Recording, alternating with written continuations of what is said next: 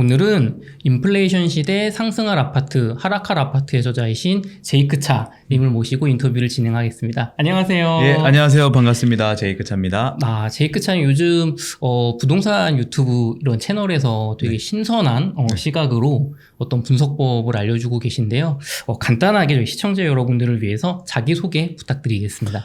예, 저는 이제 부동산도 이제 주식처럼 차트를 통해서 이제 기술적 분석도 가능하고 좀 더 명확하게 보기 쉽게 이제 투자할 수 있게 방법을 고안해서 이제 책도 쓰고 그렇게 투자도 하고 있습니다. 네. 제이크 차님께서는 제가 책을 읽어봤는데 네. 영국하고 미국에 유학을 다녀오셨다고 들었어요. 예, 맞습니다. 근데 거기서 이제 공부 얘기는 없었고 네. 부동산 소유의 중요성을 해외에서 느꼈다라고 하셨는데 네. 어떤 걸 보고 좀 깨달음을 얻으셨나요?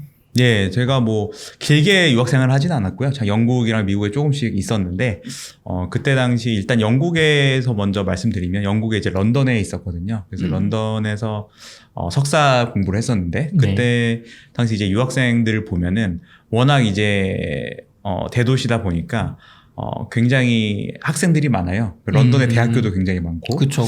근데 이제 우리나라 이제 대기업 분들의 자제분들도 가끔 있어요. 유학생들 분들 중에. 네. 그래서 그분들을 이제 유심히 봤죠. 근데 이제 어떻게, 대기업 사장님들이 어떻게 투자하나 봤더니, 약간 그 런던에 100억대 주택들이 있어요. 그 대학가 근처에. 이제 100억대 주택들을 그냥 매수를 해서, 그냥 누구나 할 수 있는 투자는 아니죠. 근데 이제 매수를 한 다음에, 자제분들이 유학을 할 때, 한 몇 년간 이제 가지고 있다가 소유를 하고 있다가 나중에 시세 차익을 보고 이제 매도를 하는 걸 봤는데 일단 그 부분도 굉장히 신선했고 그다음에 굉장히 이제 놀랐던 점은 그 런던이 월세가 아니라 주세를 내거든요. 매주 돈을 내요. 네, 그러니까 내죠. 우리나라는 이제 월세를 내는데 그래서 그 주세를 계속 받을 수가 있는 거예요. 집을 하나 사면은 방이 여러 개잖아요. 네. 그러니까 자녀분들만 있는 게 아니라 뭐 쉐어하우스 개념으로 그 유학생 친구들을 다 놀 수 있고 그러면 또 수익형으로도 이제 부동산이 되는 거죠. 학비를 어떻게 보면 버는 거네요. 예, 그렇죠. 학비랑 뭐 용돈이랑 이런 것까지도 한 번에 이제 해결이 되는 거죠. 그래서 그렇게 어린 나이에 이제 유학을 하면서도 이제 경제적인 관념을 실어주시더라고요. 그래서 수익형으로도 수익을 벌고 그다음에 나중에 나갈 때 매도도 하고 그다음에 방학 때 잠깐 한국으로 들어오잖아요. 유학생들이. 네. 근데 런던은 이제 주세를 받기 때문에 잠깐 뭐 4주, 8주 이렇게 아니면 잠깐 2, 3주를 비워도 그걸 채워넣을 수 있는 거예요. 그러니까 한마디로 한 주의 공실도 용납을 못한다. 한 주의 공실도 안 생겨요. 런던 같은 대도시는. 그래서 약간 그 대도시 지금도 제가 이제 그걸 보고 계속 생각하는 거는 서울 같은 대도시는 당연히 가격이 많이 올랐으면 조정은 하겠지만 망하진 않는다. 사실 일본 도쿄도 진짜 중심지는 망하지 않았거든요. 아무리 그 부동산 폭락이 왔었어도 그래서 그런 걸 좀 느꼈고요. 그다음에 미국에 유학을 할 때는 그때 당시는 좀 다른 면이 있었는데 보스턴에 잠깐 있었는데 보스턴에 굉장히 대학교들이 많이 있어요. 대학교들 많이 있는데 그때 한 그 보스턴 토박이 이제 가족이 있었는데 계속 대대손손 그냥 집이 하나 있어요. 한 4층짜리? 우리나라로 치면 다가구 같은 개념인데 그런 집을 대대손손 약간 빅토리아풍으로 돼 있어가지고 학생들을 계속 월세를 받고 하는 사업인데 그 집 하나로 대대손손 사업이 물려오는 거예요. 그러니까 그걸 보고 저는 여기 막 거기에 의대생도 있고 막 여러 되게 잘 나가는 학생들이 있는데 MIT 공대생도 있고 그런 학생들이 있는데 결국은 돈은 이분이 버는구나. 약간 그런 느낌을 받았어요. 집주인만 돈을 번다 사실은. 예. 그리고 더 충격적인 거는 그게 집이 이제 외국 같은 경우 되게 오래됐잖아요. 오래 계속 뭐 재건축도 안 하고 그러니까 그렇게 되는데 그 대대손손 물려오면서 자기는 이 사업을 계속 했다 이렇게 말을 하는데 그래서 학군이 좋은 지역, 아까 대도심을 말씀드렸던 이번에 네. 좀 대학교들이 몰려 있는 지역, 또 이제 실리콘밸리 같은 데 가면 이제 일자리가 굉장히 많은 지역도 집값이 굉장히 비싸잖아요. 그렇죠. 예, 그래서 저는 대도심, 그 다음에 학군지, 그 다음에 일자리 이렇게 세 가지를 보고 그렇게 세 가지가 굉장히 몰려 있는 밀집 지역은 망하기 힘들겠다. 그런 걸 좀 느꼈습니다. 학생 시절에 그런 거를 사실을 이렇게 느끼는 쉽지는 않은데 네네. 그런 걸 보시면서 근데 그 비용적인 어떤 월세 측면이라든가 나가는 돈이라든가 네. 뭐 시세 차이 컸으니까 그런 게 인상에 남으셨을 거 아니에요. 네, 그렇죠. 사실 심지어 저는 월세를 냈죠. 그쵸? 저는 월세를 내면서 이제 네. 열심히 이제 공부하고, 왜냐면 보통 유학생들이 다 그럴 수는 없거든요. 그럴 상황은 아니거든요. 그래서 런던이나 미국은 월세가 또 비싸죠. 그래서 굉장히 쪼들리면서 공부를 하는데 네. 이제 반대로 그쪽은 이제 돈을 벌면서 하는 걸 보니까 진짜 이게 진짜 중요한 거구나. 이런 걸 느꼈습니다. 우리나라에 비하면은 월세가 좀 체감적으로 많이 차이가 나셨나요? 그러니까 어떻게 보면은 물론 도시의 레벨은 조금 다를 수 있겠지만 네. 서울과 뭐 이제 보스턴이라든가 뭐 네. 런던을 비교했을 때 월세가 어느 정도 좀 차이가 나셨나요? 우리나라 제가 좀 오래전 얘기라 네. 좀 지금이랑 비교하기는 좀 그렇고, 그때 당시 한 체감상 2배는 났던 것 같아요. 예. 같은 면적의 지역일 때. 예. 저도 어떻게 얘기를 듣다 보면 해외의 월세가 우리나라랑 중세죠, 정확히 말하면 상상을 초월하게 비싸다. 맞아요. 우리나라도 요즘 가끔 이제 유튜브 같은 거 보면 약간 막 화장실에 주방이 가지고 이런 게 이제 막 우리도 그런 게 나오고 있는데 네네. 그게 사실은 외국 같은 경우는 그게 예전부터 꽤 많이 있었다. 그리고 막 방을 여러 명 대학생에서 쉐어하고. 맞아요. 우리는 아직까지는 그런 쉐어 문화가 아직은 아니잖아요. 네네. 그래서 그런 거를 좀 빨리 보고 느끼셨군요. 예, 쉐어를 하지 않으면 못 살죠. 실제로 쉐어를 하지 않으면 거의 못 사는 수준이에요. 너무 비싸서. 그래서 유학 시절에 부동산 소유의 중요성을 깨우치고 오셨던 제이크 차님이신데 네. 부동산 투자로 3년 만에 순자산을 10배 이상 키우셨다. 그냥 자산이 아닙니다. 순자산입니다. 네네. 굉장히 인상적이었는데요. 네. 제이크 차님의 부동산 투자 스토리를 말씀해 주실 수 있을까요? 예, 저는 사실은 굉장히 운이 좋았죠. 제가 시작한 이제 한국에 온 시점이 뭐 16년쯤에 왔고, 이제 실제로 부동산 투자를 시작한 건 이제 17년에 시작을 했어요. 네, 서울 수도권을 위주로 이제 시작을 했는데, 사실 서울 수도권의 대세 상승이 그때부터 사실 시작을 했거든요. 그래서 그때부터 많은 상승이 시작이 되어서, 저는 모르고 시작했어요, 사실. 시작할 때 모르고 했는데, 운이 좋아가지고, 대세 상승장을 만나서, 서울 수도권에서 좀, 큰 상승이 있었고, 그 다음에 이제 차차 알아가면서 이제 지방도 투자를 하고, 좀 데이터적으로 좀 분석을 해서, 나중에 깨닫게 됐거든요. 제가, 왜 이렇게 많이 상승을 했지? 이제 하다 보니까, 나중에 깨우치다 보니까, 데이터적으로 이런 게 있었구나. 물론 중간에 위기도 많이 있었어요. 많이 있었는데, 그런 걸, 나중에 되돌아 봤을 때, 이게 데이터적으로 이런 측면에서 올랐구나, 아니면 떨어졌구나, 이런 거를 깨닫게 되었습니다. 그럼 제이크 차님은 2017년이면 이제 한창 부동산 시장이 뜨거울 때 이제 첫 발을 내디신 건데, 이 영상을 보시는 분들 입장에서 이제 그래도 5년 정도의 시간인데, 굉장히 이렇게 많은 수익을 거두기에는 이게 기간이 그렇게 길지는 않은 것 같다. 굉장히 공격적으로 뭔가 한 것 같이 느껴지는데. 그렇죠. 공격적으로 했죠. 혹시 뭐 지역이나 뭐 상품이나 그런 걸 좀 채수 같은 걸 좀 말씀해 주실 수 있을까요? 예. 저는 이제 갭 투자 위주로 했고요. 물론 분양권, 재개발, 재건축 이런 것도 투자를 했고, 근데 좀 위주로 좀 메인으로 한 거는 이제 갭 투자 아파트를 많이 했고요.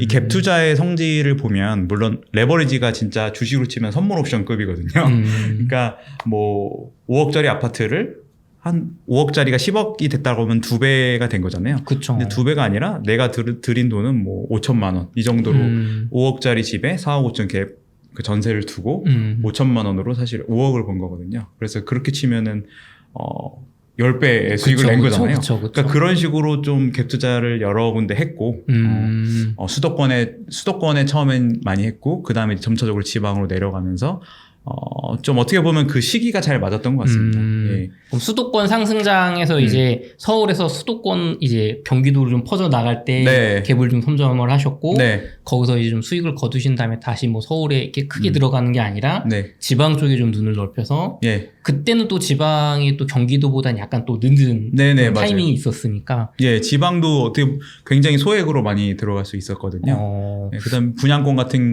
경우도 사실 10% 계약금만 있으면 지방에는 미분양도 굉장히 많았었고 그래서 좀 그런 거를 그러니까 약간 레버리지가 높은 거를 했던 것 같아요. 분양권 그다음에 갭 투자 이런 굉장히 하이 리턴 예, 예. 투자를 하셨는데 네, 그렇습니다. 고생도 하셨다고 하셨어요. 아, 네. 제 생각에는 지금 뭔가 그러니까 지금 책에 쓰신 그런 내용을 깨우치시기 전에 먼저 움직였다가 수익도 거두셨지만 고생도 하신 것 같거든요. 네, 맞습니다. 그 이야기를 조금 해주세요. 예. 제가 굉장히 투자 초반에 한 지역의 수도권인데 한 지역에 가서 똑같은 시기에 한 번에 세 채를 산 적이 있어요. 그러니까 돈이 얼마 안 드니까 네. 그냥 한 번에 세 개를 샀는데 2년 뒤에 그러니까 전세를 맞추고 2년 뒤 되는 시점에 그때는 저는 뭐 공급 물량이 어떻고 뭐 이런 것도 수요와 공급 이런 것들을 아예 몰랐거든요. 그냥 갭만 맞으면 예, 갭만 보고 샀는데 결국은 그렇게 됐죠. 결국은 세 개가 다 역전세를 맞았어요. 그러니까 2년 뒤에 그 주변에 엄청난 뭐 몇천 세대 입주가 있었어요. 몇천 세대 단지가 되는 대단지들이 여러 개 입주가 한꺼번에 이제 많이 터졌거든요. 그때 이제 그때 전세가 떨어진 게 굉장히 무섭게 떨어졌고, 저는 사실 그때는 뭐 투자한 지 얼마 안 돼서 자금도 얼마 없었고, 네. 그래서 굉장히 위기를 맞았었는데, 다행히 뭐, 진짜 뭐, 인테리어도 하고, 뭐, 대출도 많이 받고, 네. 보증보험도 들어준다고 부탁도 하고 세입자분들께 막 이렇게 해가지고, 겨우겨우 위기를 모면했는데 그때 이후로 사실 저는 그렇게 막 무리한 투자는 안 하고 실제로 현금 흐름을 굉장히 중요시하고 현금을 지금도 좀 보유를 하려고. 네. 그러니까 사람들은 이제 보통 양도세가 많이 나와서 세금이 많이 나와서 못 팔고 아니면 뭐 좀 여러 가지 이유로 오를 것 같으니까 매도를 잘 못 하시거든요. 근데 저는 좀 그러니까 더 올라가더라도 좀 중간에 좀 끊어내서 좀 수익을 봤으면 어느 정도 매도를 빨리빨리 하는 그런 습관을 가지게 되었습니다. 예. 초반에 내가 무너지지 않을 정도로 한번 맞고 나니까 네네. 공부도 열심히 하게 되고 네네. 리스크 관리도 하게 되고 네, 맞습니다. 어떻게 보면 좋은 것던 것 같은데 그거 혹시 한 채당 역전세가 얼마 정도 나셨나요 그때? 그때 뭐 사실 소액이었어요. 2, 3천씩 투자를 했었고 네. 2, 3천 갭으로 투자를 했었는데 역전세라고 하면 마이너스 2, 3천이 됐었죠. 근데 이게 세 채니까. 네, 세 채니까 거의 1억 가까이 떨어지는. 예, 그래서 그러니까 1억 가지고 3개를 투자했는데 네. 마이너스 1억이 순간적으로 확 되는. 예, 거의 뭐 투자금으로 치면 한 번에 다 돈을 잃은 수준이었죠. 그쵸. 제가 그걸 메꾸지 못했으면. 돈은 또 이제 딴 데 다 묶여 있는 거고 아파트 투자에. 네, 그렇죠. 그럼 그때 이후로 지금 공부를 뭔가 이제 열심히 하시고 또 결과가 나오는 걸 복기를 하시면서 주식처럼 부동산에도 뭔가 좀 이런 뭐랄까 이론적인 어떤 데이터의 그냥 뭐 감에 의해서 뭐 단순히 수요 공급에 의해서가 아니라 그런 거를 좀 이제 창안을 하셨는데 그거를 만드시는 과정이 좀 궁금해요. 그냥 뭐 갑자기 떠오르신 건지 아니면 어떤 하나하나 공부를 하다 보니까 이게 합쳐지신 건지. 예, 저는 사실 부동산 하기 전에 주식 투자도 많이 했었고 지금도 주식, 코인 이런 것도 굉장히 많이 하고 있거든요. 근데 이 세 가지를 같이 하는데 사실 부동산 쪽이 가장 큰 성공을 했고요. 제가 뭐 다른 쪽은 능력이 없어서 그런 건데. 근데 워낙 그런 쪽도 금융 투자도 좋아하기 때문에 그쪽을 계속 공부를 하다 보니 부동산도 좀 차트적으로 바라볼 수 있지 않을까 하다 보니까 이제 여러 가지 데이터들이 있는 거예요. 그래서 투자를 하면서 이제 뭐 매매질 수도 있고 전세질 수도 있고 매수 우위질 수도 있고 수요 뭐 공급 물량도 있고 막 여러 가지 그런 걸 보면서 굉장히 비슷하다 이런 걸 느껴서 한번 만들어 보았습니다. 그러면은 말씀해주신 감에 의존한 투자가 아니라 데이터 분석에 의한 기술적인 투자, 차트 투자 한번 좀 소개를 해주셨으면 좋겠어요. 이거 한번 보면서 말씀드려보겠습니다. 일단 그러니까 우리가 매매를 하려면 그러니까 매수를 하려면 상승하는 원리를 알아야 매수를 할 거잖아요. 그쵸. 그래서 상승할 수 있는 그 원리 원리가 어떻게 되는지 이제 깨닫는 게 중요하고요. 그 다음에 또 하락할 수 있는 원리가 있거든요. 그래서 그때는 또 매도 타이밍을 잡는 거. 지금 먼저 상승할 수 있는 그 조건들을 한번 설명드려 볼게요. 일단 첫 번째 조건은 우리가 전세 지수라는 게 있고 매매 지수라는 게 있는데, 이 전세 지수라는 게 전세 지수가 매매 지수보다 넘어서 상승할 때가 있어요. 그 막 10년, 20년 데이터를 길게 놓고 보면은 네. 그럴 때가 있는데, 그 이유는 지금같이 뭐 좀 분위기가 안 좋고 아파트 가격이 하락할 때는 매매 지수가 떨어지잖아요. 그렇죠. 매매 지수가 이제 전체 평균 전국 매매 지수가 떨어지는데, 뭐 서울이면 서울, 경기도면 경기도 이렇게 떨어지는데, 좀 위기가 오면 사실 사람들이 다 매매를 안 하고 전세를 살려고 합니다. 아파트는 안 살려고 하는 거죠. 그렇죠. 그래서 매매는 떨어지고 전세가 오르는 시점이 있어요. 지금 말씀하시는 게 매매 가격이나 전세 가격이 아니라 네, 지수요. 전세 지수, 매매 지수라는 통계 쪽에 이제 지수를 말씀하시는 거죠? 예. 우리 KB 부동산에 가시면 네. 뭐 주간식의 KB 통계 그쪽에 뭐 받아 보실 수 있는 게 있어요. 월간 통계도 있고 주간 통계도 있는데 그걸 다운 받아 보시면 이 매매 지수랑 전세 지수라는 게 있습니다. 약간 지수 개념으로. 그래서 네. 그런 거를 이제 차트로 그려보면 이제 이렇게 나오고요. 네. 그래서 이 전세 지수가 매매 지수를 뛰어넘는다는 거는 전세 힘이 엄청 세다는 거거든요. 전세 힘은 결국 실수요입니다. 그러니까 실제로 우리가 전세를 실제 사람들이 한 채씩 들어가서 살잖아요. 전세에 의한 힘. 근데 이제 매매는 여러 사람이, 한 사람이 10채를 살 수 있는데, 그쵸. 전세는 제가 10개를 들어갈 수 없잖아요. 그죠. 정말 살 사람만 살 수 있는 거죠. 네네. 보통 전세 해놓고 내가 안 들어가 살지는 않으니까요. 네. 그래서 전세를 저는 굉장히 중요시하게 보고 있고, 이 전세가 실제 수요다.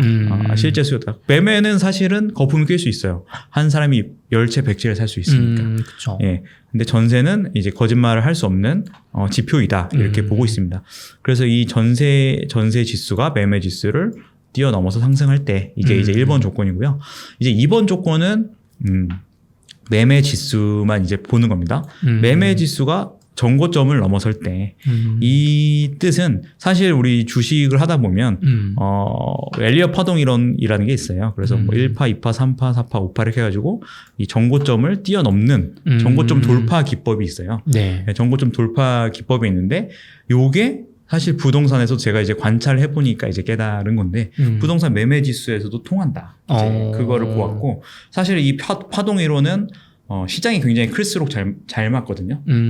뭐 미국 시장 같이 돈이 많이 몰리는 곳. 네네. 우리나라 부동산이라고 하면은 서울 수도권처럼 가장 인구수가 많은 곳 이런 데가 이제 가장 잘 통하고요. 그래서 요 매매 지수가 정고점을 넘어서는 그 조건을 이제 2번 조건이라고 하고 있습니다.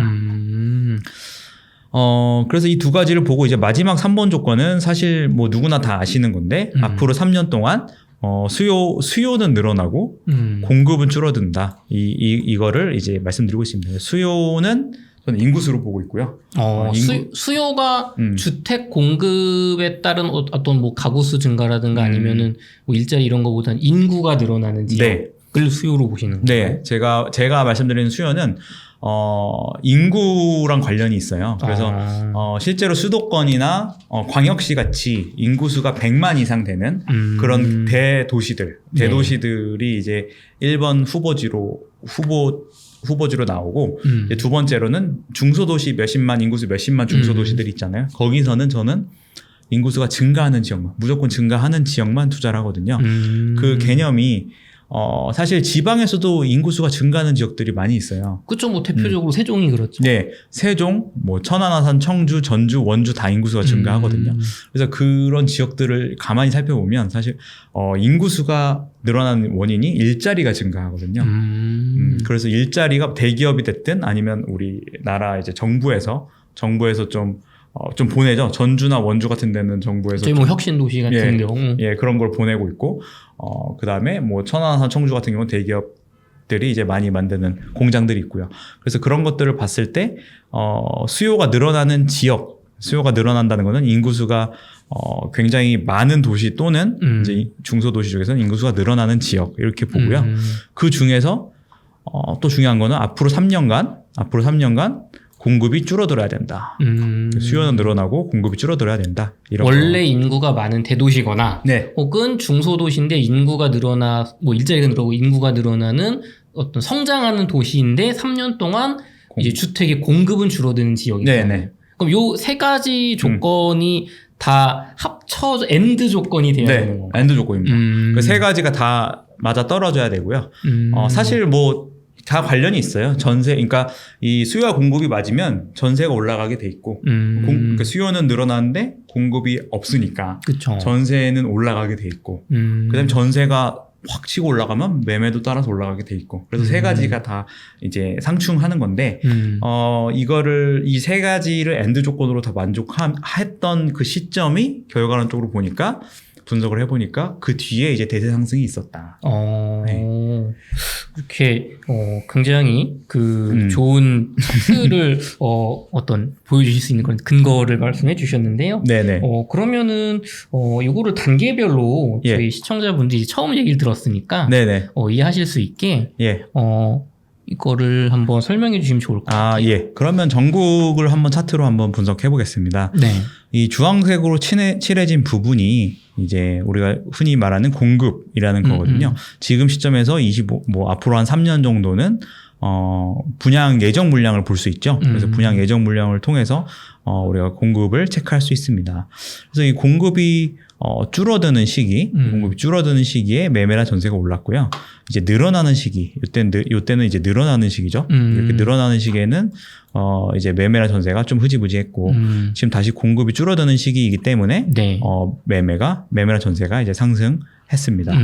그래서 지금 잠시 이제 주춤하고 있고, 전국적으로는 실제로 공급이 이제, 앞으로 3년간은 또 줄어드는 시기에 있습니다. 예. 그래서 하나씩 차근차근 보겠습니다. 그래서 이건 전국이었고 밑에는 이제 서울이에요. 네네. 서울을 보시면 지금 공급이 감소하고 있죠. 감소 추세에 있습니다. 공급이 감소 추세에 있고 매매나 전세 상승 하다가 지금은 좀 흐지부지한 상태이고요. 경기도 같은 경우도 서울이랑 비슷하게 공급이 이제 감소 추세에 있습니다. 예. 근데 인천이 문제예요. 인천이 지금 굉장히 공급이 많이 있고 네. 많이 몰려 있어서 지금 매매랑 전세가 그 전에 많이 올랐는데 이제 좀 이게 좀 꺾이고 있습니다. 지금 현재. 그래서 이 공급이 해소가 되고 한 1, 2년 뒤에 해소가 되어야 이제 인천은 좀 좋아질 것 같다. 지금은 좀 힘든 시기를 보내고 있습니다. 전통적인 우리 부동산 시각에서 말하는 네. 전세지수와 매매지수 예. 공급에 의한 네. 그걸 설명해 주고 계세요. 네, 3번 지표만 먼저 지금 설명드리고 있습니다. 단계별로 이게 합쳐야 이제 우리 시청자분들이 네. 이게 한꺼번에 하면 이해가 안 되니까. 네, 일부러 나눠서 하고 있어요. 1단계. 예, 1단계로. 네. 그래서 이제 대전이나 세종도 한번 볼게요. 네. 많아서 되게 빨리빨리 보여드리고 있습니다. 네네. 대전은 이제 물량이 많진 않아요. 세종도 이제 많진 않은데 그 전에 보시면 너무 많이 올랐죠. 매매지수랑 전세지수가 네. 거의 수도권 수준으로 급격하게 상승을 한 걸 보실 수 네. 있습니다. 그래서 요게 좀 부담돼서 지금 세종 같은 경우는 꺾였죠. 세종 같은 경우는 꺾이고 있고 대전도 좀 그런데 분위기가 지금 안 좋은 이유가 좀 그 전에 너무 많이 올라서 그렇다. 너무 급등했다. 네. 그래서 이것도 나중에 설명드릴 건데 이 매매랑 전세 갭이 벌어졌죠. 그러니까 전세 대비 매매가 너무 많이 오른 거죠. 전세 대비해서. 예. 그래가지고 이 부분은 좀 나중에 또 설명 추가로 드리겠습니다. 네네. 부산 같은 경우도 오르긴 했는데 뭐 아까 대전 세종에 비하면 조금 뭐 해운대구 위주로 좀 많이 올랐고요. 그렇게 많이 막 대세 상승을 했다 하기엔 좀 애매한 수준이고 현재 지금 물량이 좀 있긴 한데 한 1, 2년 뒤부터는 또 감소 추세에 있습니다. 대구는 22년 지금 현재 22년 물량이 많은 시점에 있고요. 내년이 사실 피크입니다. 그래서 내년까지도 안 좋을 거고 이게 매매가 좀 꺾일 것으로 보고 있습니다. 그래서 내후년 정도 돼야 이 공급이 감소하기 때문에 지금 시점에서는 힘든 시기를 어쩔 수 없이 보내고 있다. 이렇게 보시면 되겠고요. 광주광역시 같은 경우는 지금 공급이 있는데 이 올해 지나면 그 다음부터는 공급이 없거든요. 그래서 그 이후로는 또 괜찮아질 지역입니다. 네, 전라북도는 이제 전주시가 있죠. 큰 도시 중에 전주시가 있는데 전주시는 사실 감소 추세, 공급의 큰 감소 추세에 들어가 있기 때문에 현재 사실 분위기가 그렇게 나쁘지도 않은 지역 중에 하나입니다. 전국적으로 봤을 때. 예. 그렇고요. 경상남도에는 큰 도시가 이제 창원시가 있어요. 창원시가 있는데 앞으로 3년간 마찬가지로 공급이 별로 없다. 이걸 보시면 되겠습니다. 경상북도 같은 경우는 경남과 다르게 공급이 좀 있죠. 뒤로 갈수록 좀 예전이 있네요. 예, 공급이 이렇게 늘어나는 지역이 저는 이 늘어나는 게 보이면 그 전에 매도를 해야 된다. 이렇게 보고 있습니다. 예, 그래서 공급이 뭐 줄어드는 지역도 있지만 늘어나는 지역도 있거든요. 그쵸. 예, 그래서 그런 거를 잘 체크해 보셔야 되고 충청북도 같은 경우 청주시가 이제 큰 도시가 있습니다. 근데 뭐 공급은 무난한 수준이고요. 충청남도는 천안 아산이 있고요. 근데 지금 현재 아산 탕정지구 뭐 이쪽에 공급이 많이 되고 있어요. 입주를 많이 하고 있어요. 그래서 지금 앞으로 한 1, 2년간은 공급이 좀 있어요. 그때는 좀 힘들겠지만 한 1, 2년 뒤부터는 또 공급이 감소 추세에 들어서기 때문에 그때 지금 뭐 기회가 될 수도 있고요. 그때 이후에 1, 2년 이후에 좀 좋아질 것으로 보고 있습니다. 그래서 공급은 워낙 이제 많이들 아시고 다들 많이 아시기 때문에 제가 그냥 빨리빨리 넘어가면서 우리가 아는 얘기하고 있네. 모를 수도 있어요. 예. 그래가지고 뭐 다 이제 얘기하시는 거니까 공급 그냥 짧게 보고 왔고요. 이제 중요한 거를 또 말씀드려 보겠습니다. 이제 1번 조건과 2번 조건인데요. 1번 조건은 아까 제가 말씀드렸던 이게 서울시거든요. 서울시 차트입니다. 이게 매매가 뭐 한 02년 이때부터 지금까지 이제 보고 있는데 매매가 이제 파란색으로 돼 있고요. 네. 전세는 이제 빨간색으로 돼 있습니다. 파란색이 매매 지수, 네. 빨간색이 전세 지수. 네, 맞습니다. 네네. 우리 08년 때 위기가 왔었죠. 네. 08년 때 위기가 왔었는데 이때 매매 지수가 당연히 이게 평균 낸 거기 때문에 이렇게 급락은 하진 않아요. 이게 서서히 이제 평균이기 때문에 서울의 평균 이기 때문에 그래서 여기 매매가 좀 이제 밑으로 조정을 받았죠. 단지별로는 좀 급락이 있을 수 있지만 그렇죠. 워낙 많은 전체 평균이니까 그렇게까지 체감만큼은 지수상으로 빠지지 않는다. 우리 주식에서도 뭐 코스피 지수, 그다음에 미국에서도 S&P 500 이런 게 개별 개별 막 반토막 나도 지수는 뭐 그렇게 되진 않잖아요. 그쵸. 예, 그런 개념으로 좀 봐주시면 되겠습니다. 그래서 서울의 매매 지수는 이렇게 이 매매 지수 조정을 보입니다. 08년 때 이제 위기를 맞고. 근데 아까 말씀드렸다시피 이제 누구나 다 집을 안 사고 난 다 전세 왜냐면 집값은 떨어지니까 전세 살 거야. 전세 살 거야 해서 전세로 수요가 몰리거든요. 근데 전세가 매매는 하락하는데 전세가 올라가죠. 전세가 올라가는 걸 보실 수 있습니다. 그래서 제가 이제 말씀드린 조건 중에 하나가 첫 번째 조건이 매매랑 전세랑 만나면서 전세가 매매를 뛰어넘는 시점입니다. 이 전세 지수가 매매 지수를 뛰어넘는 시점, 이게 첫 번째 조건입니다. 13년 1분기면은 거의 맞죠. 13년 2분기부터 제가 알기로는 이제 집값이 상승 반전한 거였으니까 1번 조건이 13년 1분기 발생을 했다. 예. 그래서 이 1번 사실 공급이랑 1번 조건만 보셔도 실거주자분들은 제가 추천드리고 있어요. 요것만 맞아도 사실 실거주자 측면에서는 들어가도 된다. 투자로는 조금 시간이 걸리겠지만 어떻게 보면 가장 저렴하게 내 집 마련할 수 있는 건 1번 조건과 수요 공급이다. 네. 그래서 내가 실거주자다. 그럼 요거 하나만 오늘 기억하셔도 굉장히 많은 걸 배우시는 거고 요게 굉장히 중요합니다. 그래서 공급이 없고 1번 조건이 발생했으면 실거주자분들은 접근해봐도 괜찮다. 근데 투자자는 사실 회전율이 중요하잖아요. 그쵸. 내가 투자하고 빠른 시간 1, 2년 안에 이제 돈을 벌기를 원하죠. 예. 그게 막 5년, 6년 지나서 벌면 그 중간에 내가 지쳐서 나갈 수도 있기 때문에 못 버틸 수도 있기 때문에 그쵸. 회전율이 중요하기 때문에 이제 2번 조건이 나온 거고요. 이 2번 조건은 이 정고점을 제가 뛰어넘는 매매 지수의 정고점을 뛰어넘는 시점이다. 이제 이렇게 말씀드리는데 결국은 이렇게 파동이 이렇게 가는데 이 정고점 여기를 뛰어넘는 시점이죠. 네. 그래서 지금 이 매매 지수의 정고점 08년도의 정고점을 뛰어넘는 시점이 17년입니다. 예. 그래서 이 서울의 대세 상승은 사실 큰 상승, 급격하게 큰 상승을 이룬 거는 17년 이후가 되겠습니다. 그렇죠. 네. 그래서 서울은 그렇고 여기는 그러니까 1번 조건 13년, 1, 2번 조건은 17년이 되겠습니다. 근데 경기도를 한번 보면 이게 재밌는 게 경기도는 1번 조건이 14년, 2번 조건이 18년에 발생했어요. 서울보다 한 1년씩은 좀 늦네요. 네. 그러니까 서울이 먼저 오르고 다들 기억하실 거예요. 서울이 먼저 오르고 그다음에 이제 경기도로 가고 그다음에 인천으로 가고 이렇게 퍼지는 현상이죠. 그래서 내가 서울을 놓쳤다면 사실 서울을 보고 놓쳤다면 이제 경기도로 접근을 했어도 굉장히 큰 수익을 볼 수 있었습니다. 예. 그래서 서울 경기 퍼지는 게 1년이 걸렸다. 네. 마찬가지로 이제 경기가 위에 있고 밑에가 이제 인천이거든요. 네. 인천은 뭐 1번 조건은 뭐 거의 같은 연도에 일어났지만 2번 조건이 좀 늦게 일어났어요. 그래서 19년, 20년 이쯤에 일어났는데 제가 아까 투자자분들은 2번 조건을 봐야 된다라고 말씀드린 이유가 14년에서 뭐 20년이면 5에서 6년이 걸리거든요. 그쵸.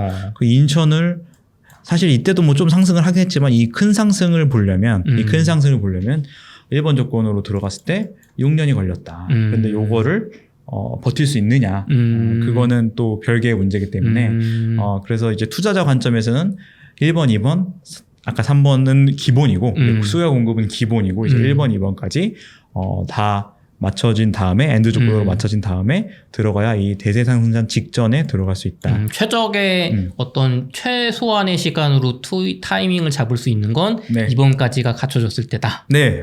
어떻게 보면은 1번 조건은 어떻게 무주택 실소유자. 네. 2번 조건은 어떻게 다주택 투자자에서 적극적이신. 그렇죠. 여러 채 막 단타로 하시는. 네네. 그런 분들한테 굉장히 잘 맞는 조건인 것 같아요. 네, 맞습니다. 그래서 네. 서울, 경기, 인천 보시면 이 큰 상승을 했잖아요. 네. 그래서 지금 부담스러운 건 사실이에요. 부담이 많이 되는 건 사실이죠. 이렇게 큰 상승을 했으니까 네. 저는 조정이 없는 게 더 이상하다. 그래서 지금은 당연히 조정기를 거치는 게 불가피하다고 생각을 하고 있습니다. 근데 이제 지방을 가 보시면 이제 지방이 오늘 사실 나온 건데 네. 조정 지역 다 해제됐죠? 세종 빼고. 네네. 오늘이었습니다. 네, 세종 빼고 다 해제됐어요. 그래서 이제 양도세 걱정 안 해도 되고, 사실 1주택자 분들은, 비조정 지역은 하나까지도 취등록세가 부담이 없거든요.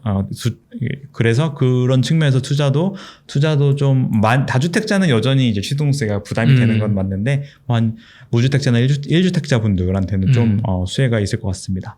그래서 일단은, 지방도 한번 보면, 지방은 이 전주나 창원 같은 경우는 1번 조건과 2번 조건이 이제 막 발생했어요. 그러니까 1번 조건은 먼저 발생했죠. 1번 네. 조건은 한 1-2년, 전주도 1-2년 전에 발생을 했고, 창원도 창원은 좀 더 전에 발생했는데, 네. 2번 조건이라 하면 이 전고점, 매매지수의 네. 전고점을 뛰어넘는 시점은, 전주는 좀 지났고요. 전주는 네. 좀 지났고, 창원은 뭐 이제 막 발생한, 것을 보입니다. 물론 이 전주나 창원도 대장 단지들은 다 먼저 많이 올랐죠. 근데 제가 이 1번, 2번은 대세 상승의 직전이라고 이제 보고 있는데, 물론 금리 이슈 때문에 좀 이게 지연될 수는 있지만, 요게 전주나 창원 같은 경우는 뭐 수도권처럼 그 막 몇 년간 진행된 건 아니다. 사실 상승이 시작한 지 얼마 안 됐다. 이제 그래서 부담이 많이 되는 분들은 이런 지방 쪽에 좀 기회가 있을 것 같습니다.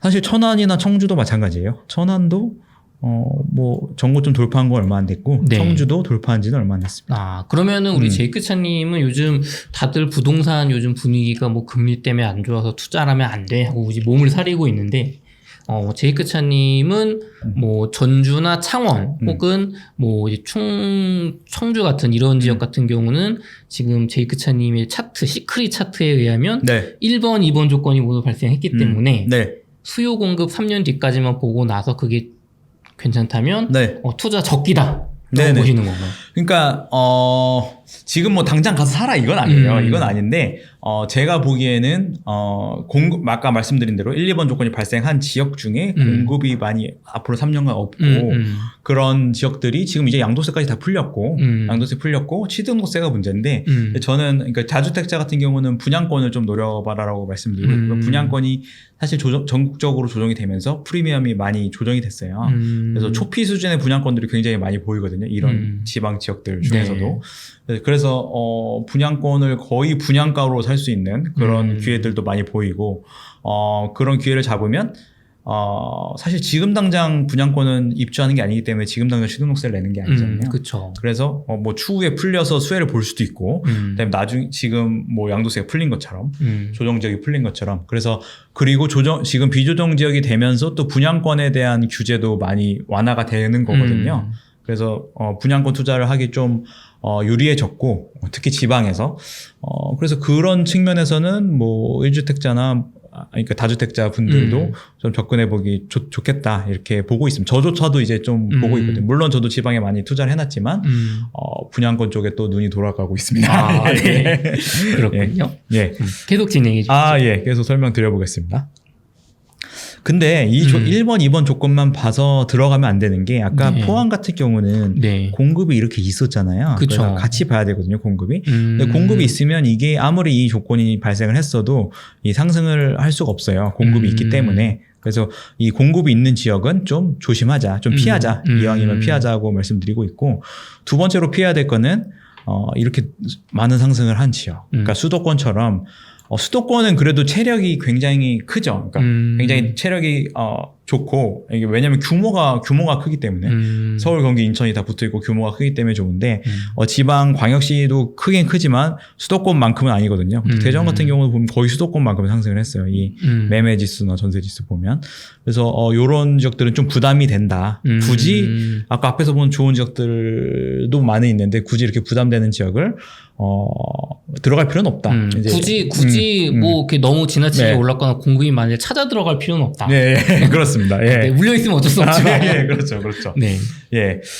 그러면 이제 1번, 2번 조건과 이제 공급을 같이 볼게요. 이게 최종판인가요? 네네. 제가 일부러 따로따로 보여드렸습니다. 좀 이해하기 쉽게. 그래서 1, 2번 전북 전주시 같은 경우는 1, 2번 조건이 발생을 하고 정고점을 뛰어넘은 지 얼마 안 됐죠. 네. 얼마 안 돼서 아까 뭐 대전, 세종, 수도권처럼 이렇게 막 진행된 게 아니기 때문에 이게 귀여운 수준으로 진행됐거든요.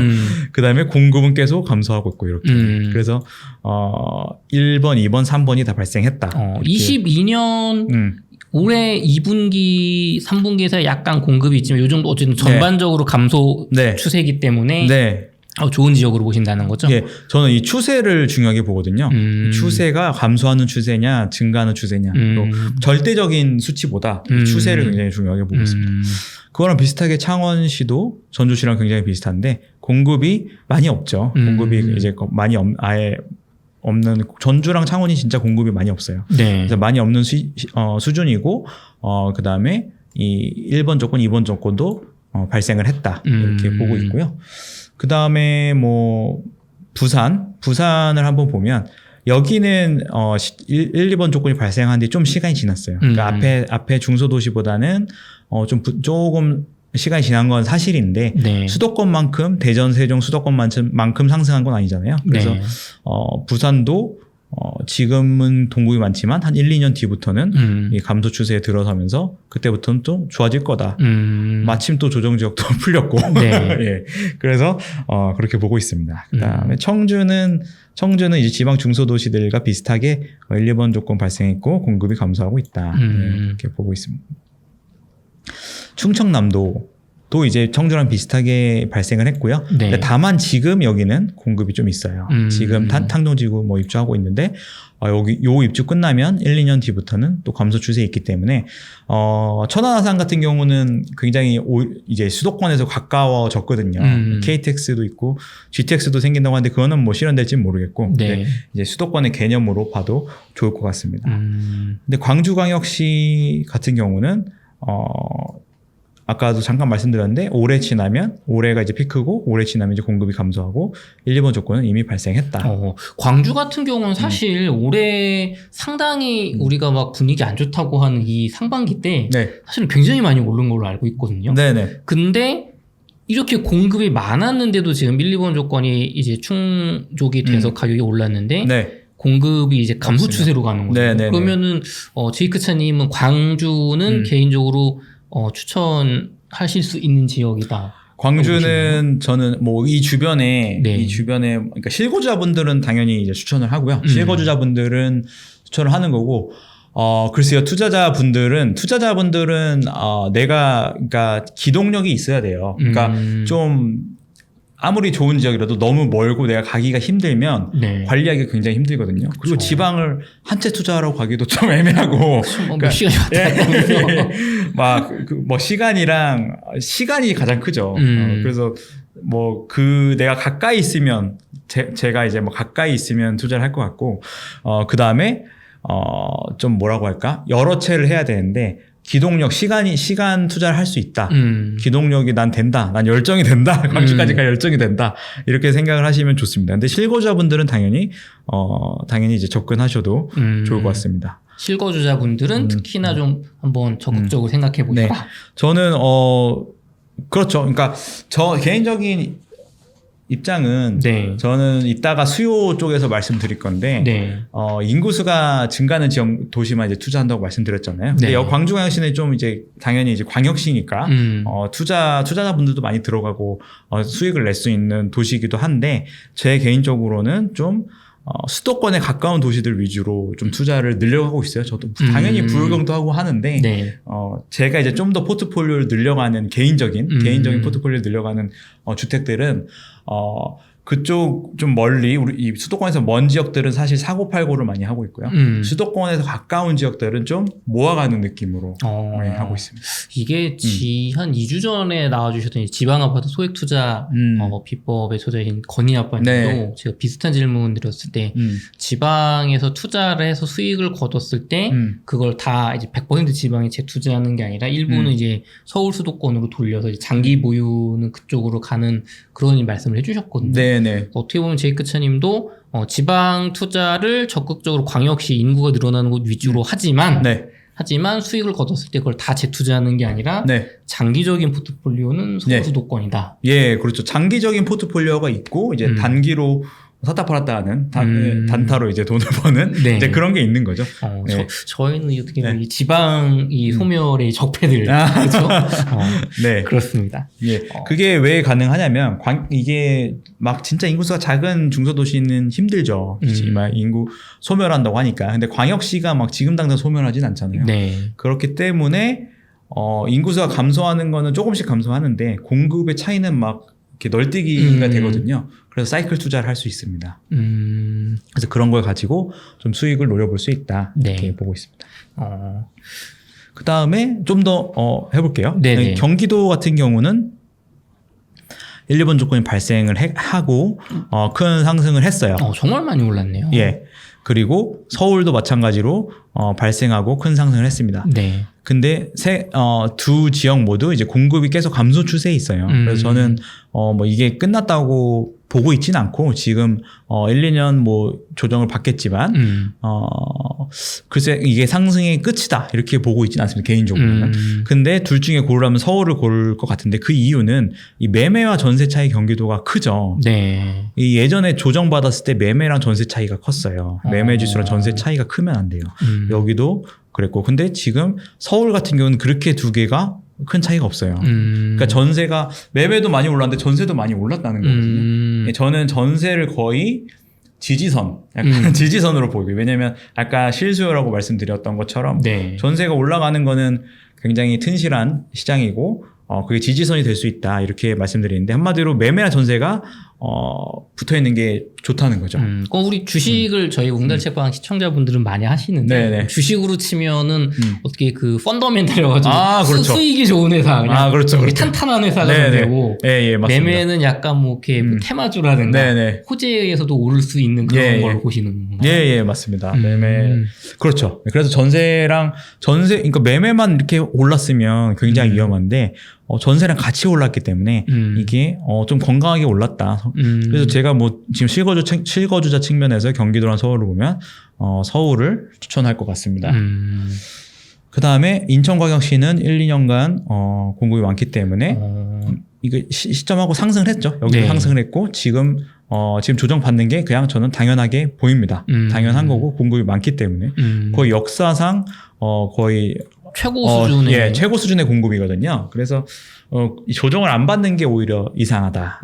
조정받고 감소 추세로 돌아갈 때까지는 좀 힘들 것 같습니다. 그럼 인천광역시의 실거주 측면에서 이제 내 집 마련하시려는 분들은 뭐 한 24년 1분기 뭐 요 정도까지 보시면서 뭐 미분양이 난다거나 혹은 분양가 프리미엄이 굉장히 마이너스로 가는 그런 거를 잡아보실 수 있는 기회가 될 수 있겠네요. 예. 23, 4년에 가셔서 23, 4년에 가시면 앞으로 3년 그러면 뭐 26년, 27년까지 공급이 나올 거잖아요. 네. 그럼 그때도 이제 여기가 공급이 이제 별로 없을 거다. 없다 하면은 그때는 노려봐도 좋겠죠. 그럼 무조건 내가 25, 3, 4년에 사야지가 아니라 그때쯤 가봤을 때 뭐 이 뒤에도 예를 들어 입주 물량이 더 있을 수도 있는 거고, 그렇죠? 이제 그런 걸 봐서 입주 물량이 감소 추세가 확연하다면 그때가 저점일 가능성이 높다. 네, 맞습니다. 네. 차트로 보니까 이게 뭔가 시각화가 쏙쏙 되는 느낌입니다. 예. 그래서 항상 그 3년 뒤 공급을 보는 걸 굉장히 중요시 하면 좋겠습니다. 강원도를 한번 볼게요. 강원도도 마찬가지로 1번, 2번 조건 발생하고 상승을 했고 공급이 감소 추세에 있어서 좋습니다. 근데 뭐 이따 보시겠지만 강원도는 사실 강원도 뭐 원주시 같은 경우는 인구수가 증가하고 있긴 하지만 수도권처럼 큰 도시는 아니거든요. 그래서 중소도시이기 때문에 좀 이 매매가가 뭐 수도권처럼 오를 거다 이걸 기대하시면 안 돼요. 그래서 어느 정도 오르다 이제 말 건데 그거는 조금 이따 더 자세하게 설명드려 보겠습니다. 네네. 그러시면은 지금 굉장히 제이크 차님께서 좋은 데이터 분석법을 말씀해 주셨는데요. 근데 제가 책을 읽다 보니까 그래 뭐 상승 조건 뭐 이런 거 좋은 것 같아. 근데 하락 조건이라고 해서 이제 이 지역은 오를 만큼 올랐다. 네네. 이제 팔아야 된다. 하는 상승 여력 차트라는 걸 제가 보고서 이제 깜짝 놀랐거든요. 이거 어떻게 보면 뭐 내가 언제 팔지도 알려준다고 하니까 그 부분을 좀 설명해 주실 수 있어요? 네. 예, 그러니까 이제 사는 거는 뭐 알겠다. 사는 건 쉬워요, 사실. 근데 매도가 굉장히 어렵거든요. 사는 건 그냥 가서 사면 되는데, 매도는 누구나 다, 이제 꼭지에서 팔고 싶지만, 그렇게 하는 것도 굉장히 힘들고, 어느 정도 올랐을 때 팔고 싶은데, 좀 그거를, 미리 캐치할 수 있는 방법이 있을까. 이제 그런 거를, 만들어 보았고요. 그래서 매도는, 아까 매수의 세 가지 조건과 거의 반대로 생각하시면 돼요. 굉장히 쉬워요. 반대라고 생각하시면 되고. 반대로 보면 된다? 네. 그러니까 아까는 전세 지수가 매매 지수를 뛰어넘은 거잖아요. 그렇죠. 이건 반대로 매매가 전세보다 너무 많이 올랐다. 매매가 전세보다 너무 많이 올랐다. 이제 요걸 보시면 되거든요. 근데 요거를 어떻게 보냐. 그죠? 그래, 뭐, 많이 올랐다. 뭐 감으로 느끼나. 네네. 그래서 아까처럼 차트로 보면은, 아까 뭐 경기도처럼 이렇게 너무, 아니면 대전처럼 이렇게 많이 올랐다. 대전, 세종처럼. 그렇게 보시면 되는데, 좀, 이거는 그냥 눈대중으로 보는 거잖아요. 그쵸. 그리고 보통 저런 거는, 이제 오를 만큼 올랐다고 저희가 20년, 뭐 19년에도 했어요. 네네. 근데 21년에 이렇게 올라버리니까. 그쵸. 그래서 그때 샀더니 이제 떨어지는 거예요. 네, 맞아요. 그래서 제가 근데 요거를 어떻게 하면 해결할 수 있을까 저도 고민을 많이 해봤는데 결국 10년, 20년 이상 데이터를 놓고 보면 이게 왔다 갔다 했거든요. 그러니까 한마디로 전세 대비 매매가 얼마나 올랐냐, 얼마나 떨어졌냐, 요거를 이제 수치화해서 그래프를 그려보니까, 정고점이 있고 전저점이 있다는 거죠. 정고점과 전저점을 왔다 갔다 이제 한다, 이 차트가.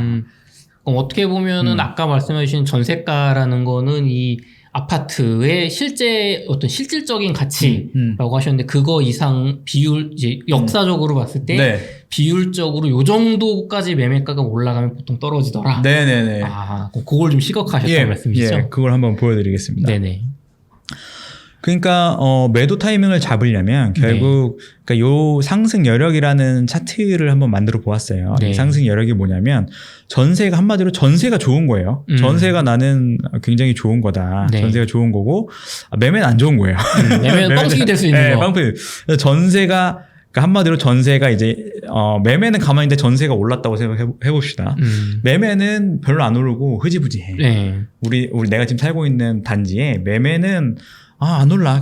계속 안 올라. 근데 전세가 계속 올라. 전세가 막 계속 올라. 네. 뭐 집 사면 안 된다 하면 보통 그렇죠. 그러면 좋은 거라고. 그렇죠. 우리는 전세가 오르는 게 중요해요. 전세가 오르는 게 중요한 겁니다. 전세가 오르면 좋기 때문에 전세가 오르면 상승할 수 있는 힘, 상승할 수 있는 여력이 올라간다는 거예요. 매매는 가만히 있고 전세가 올라가면 상승할 수 있는 힘이 올라간다. 근데 반대로 매매 지수가 전세는 안 올라요. 네. 전세는 하나도 안 올라. 근데 매매가 막 너무 많이 올라. 네. 막 투기꾼들이 들어와가지고 네네. 투기꾼들이 막 10채씩 사가지고 버스 타고 와서 막 네. 쓸어가고. 싹 쓸어가니까 이게 전세는 오르지도 않는데 매매가 그냥 엄청 오른 거예요. 네. 그럼 안 좋은 거예요. 그러면 팔아야 되는 거예요. 네. 그럼 매매가 올라가면 상승 여력이 떨어진다는 거죠. 네. 매매가 올라가면 상승 여력이 떨어진다는 걸 이제 수식으로 표현하려면 여기 앞에 마이너스를 붙이면 되는 거죠. 네네. 예, 그래가지고 이렇게 되고 이 100을 곱한 거는 좀 더 이 차트를 좀 더 이렇게 보기 쉽게 이제 만들기 위해 이렇게 해봤습니다. 멀티플을 한 거고요. 네네. 그 다음에 요걸 그럼 한번 어떻게 되는지 한번 볼게요. 이렇게 네네. 수식을 수식을 해서 네. 매매 지수랑 전세 지수 아까 있었잖아요. 네네. KB 부동산 가시면 있고 그냥 빼기만 하면 됩니다. 전세 빼기 매매, 전세 네. 지수 쫙 해놓고 매매 지수 해놓고 엑셀로 전세 전세 지수 빼기 매매 지수 해서 쫙 드래그 하시면 그래프를 그릴 수가 네. 있다. 나도 그릴 수 있다. 네, 엑셀에 삽입 기능이 있잖아요. 이 차트 꺾은선 그래프요. 그게 있습니다. 그래서 그걸 그려보면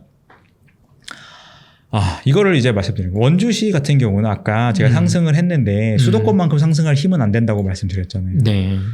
이거 수도권이었으면 이게 이제 좀 한 이 정도만 내려왔을 텐데 이 네. 상승 여력이 확 내려왔어요. 그 그 말은 이 매매가 단기간에 많이 올랐다는 거거든요. 강원도 같은 경우. 네. 그래서 이게 많이 올랐다는 그게 뭐냐. 네. 1억 오르면 많이 오르는 거냐, 2억 오르면 많이 오르는 그쵸. 거냐. 그게 힘든 거잖아요. 네. 근데 과거를 봤을 때, 이 전저점까지 오면 네. 다 오른 거다라는 거죠. 아까 요게 전세, 매매가 대비 전세가를 어떻게 보면 역으로 해서 그래프를 그린 건데, 네. 과거에, 그쵸. 우리가 전고점을 넘었을 때 우리가 2번 신호라고 해서 사기 좋은 투자 타임이라고 봤다면, 네네. 팔기 좋은 타이밍은 요 상승 여력이 음. 전저점을 향해 가고 있으면 이제 거의 다 되는 거다. 네. 예. 그렇게 보셔도 되고, 또 아니면은, 네. 여기서 이만큼 올랐잖아요. 그쵸. 이만큼 오른 만큼 떨어지면 끝이다라는 거죠. 네. 전저점 대비 오른 만큼 떨어지면 이제 에너지 다 쓴 거다. 네. 근데 얘는 아직 다 쓰진 않았는데 거의 다 왔죠. 그쵸. 근데 앞으로 공급이 없어요. 3년간. 네. 3년간 없기 때문에 팔긴 좋을 거예요. 팔기 좋을 거니까 저는 좀 덜 먹더라도 네. 좀 남겨주고 이제 매도를 고려해봐라. 이제 원주는 네. 공급이 적어서 어떤 우리가 이 차트상으로 볼 때는 투자 지금 들어가기도 좋아 보일 수 있지만 네. 이 상승 여력까지 고려했을 때는 이제 그 여력이 많지 않기 때문에 네. 투자자라면 이제 빠지자. 네네네. 우리 신규 투자자라면 여기보다는 기왕이면 상승 여력이 많은 곳에 투자하는 거잖아요. 그렇죠. 굳이 원주에 들어갈 필요가 없다. 예. 그러니까 투자자들은 회전율, 저도 이제 매수했다가 매도를 했어요. 그러니까 매수했다 매도한 이유는 당연히 요걸 보고 많이 올랐다. 근데 내가 그냥 매매가를 봤을 때는 뭐 1억 오른 게 많이 오른 건가? 2억 오른 게 많이 오른 거 모른단 말이죠. 그쵸. 근데 요걸 놓고 전국을 다 비교해 보면 어디를 팔고 어디를 사야 될지가 이제 보이는 거거든요. 그래서 객관적으로 일단 이렇게 하나씩 보시면 네네. 원주부터 보여드렸습니다. 네. 당연히 원주보다 경기도가 많이 올랐죠. 그쵸. 훨씬 많이 올랐죠. 훨씬 많이 올랐죠. 훨씬 많이 올랐는데도 아직 경기도는 룸이 더 남아있다. 30% 정도. 그렇게 많이 오르고 전세가가 벌어졌는데도 네. 지금 지난 최저점 대비해서는 사실 조금 힘이 더 남아있는 상태네요. 네네네. 그 이유가 네. 도시의 크기라고 말씀드렸죠. 이게 원주시 같은 경우는 뭐 30만, 40만 이게 이 사이 되는데, 여기 경기도는 1000만. 크기가 다른 거죠. 그쵸. 예, 수도권은 그렇게 되니까, 인구수가 엄청 많은 거죠. 그렇기 때문에 똑같이 보시면 안 돼요. 똑같이 보시면 안 되고, 규모가 다르기 때문에. 그래서 얘는 08년에 리셋이 되고, 08년부터 이제 우리가, 이마만큼 상승 여력이 올랐어요. 그쵸. 그 말은, 전세가 매매보다 많이 올랐다는 거예요. 그러면, 객관적으로 요것도 한 이마만큼 쓰겠다. 이 매매, 그러니까 결국 이렇게까지 오고 나서, 근데 당연히 전제 조건은 공급이 없다는 이제 가정하에 말씀드리는 겁니다. 네네. 공급이 없잖아요, 지금. 없기 때문에, 감소하는 추세이기 때문에 한 요 정도는 더 오를 수 있다. 이제 이렇게 보시면 되겠고요. 경기도가 여지가 전혀 없는 건 아니다. 네네. 그 다음에, 경상남도 같은 경우는, 좋죠. 경남은 아까랑은 네. 확연히 뭔가 다르네요, 모습이. 크게 많이 남아있는 것을 볼 수 있습니다. 그래서, 아까 원주랑 경남을 봤을 때, 네. 더 매력적인 도시가 어디일까? 네. 그거는 이제, 한번 스스로 판단해 보시면 되겠고. 근데 똑같은 경상도라고 해도 네. 경북은 많이 왔어요. 그러니까, 경북은 네. 경남이랑 많이 다르네요. 네. 그래서 이런 걸 봤을 때 경북은 또 심지어 여기 공급 물량도 이렇게 산으로 네. 돼 있기 때문에 요거는 경북은 굳이 투자할 필요는 없겠다 지금 시점에서. 물론 사이클은 돌기 때문에 나중에 또 기회가 옵니다. 이렇게 사이클은 돌고 돌기 때문에. 예. 그래서 이렇게 상승률이 상승했을 땐 투자해야겠죠. 네. 그다음에 이렇게 떨어졌다는 건 많이 올랐다는 거니까 수익 실현해야 되는 거고. 그러면 좀 제이크님 제가 보니까 네. 이 서울이나 경기도처럼 뭔가 규모가 큰 곳 같은 경우는 이 상승 여력이 상대적으로 이게 하락하는 폭이 적어서 이 연수가 뭐 3년, 4년 이렇게 내가 기회가 네. 있는 것 같은데 네. 보니까 지방은 금방 끝나죠. 뭐 한 2년 지나니까 다 썼어요. 네. 오. 그래서 여기서 이제 팁을 말씀드리면 투자자들도 경북 뭐 포항시나 구미시 많이 들어갔다가 네. 지금 물리신 분들 많이 있는데 네. 저 같은 경우는 개인적으로는 네. 뭐 법인이든 개인이든 뭐 세금을 조금 대부분 세금 때문에 많이 물려요. 세금을 조금 내려고 하다 보니까. 그쵸. 뭐 2년 보유해야 뭐 네. 일반 세율 되고 네. 뭐 이런 거. 근데 데이터적으로 봐서 2년 못 가져가겠다. 난 1년밖에 안 됐지만 팔아야겠다. 그러면 세금을 많이 내고 그냥 파는 거예요. 네. 이 세금으로 내가 아끼는 것보다 이 타이밍상 이 상승력을 다 쓰고 뭔가 이제 상황이 나빠지기 전에 네. 그냥 세금 낼 거 내도 먹은 거니까 네. 번 거니까. 저는 사실 투자할 때 처음부터 세금은 반 낸다 생각하고 투자를 하거든요. 세금은 반 낸다. 나는 국가랑 공투하는 거다.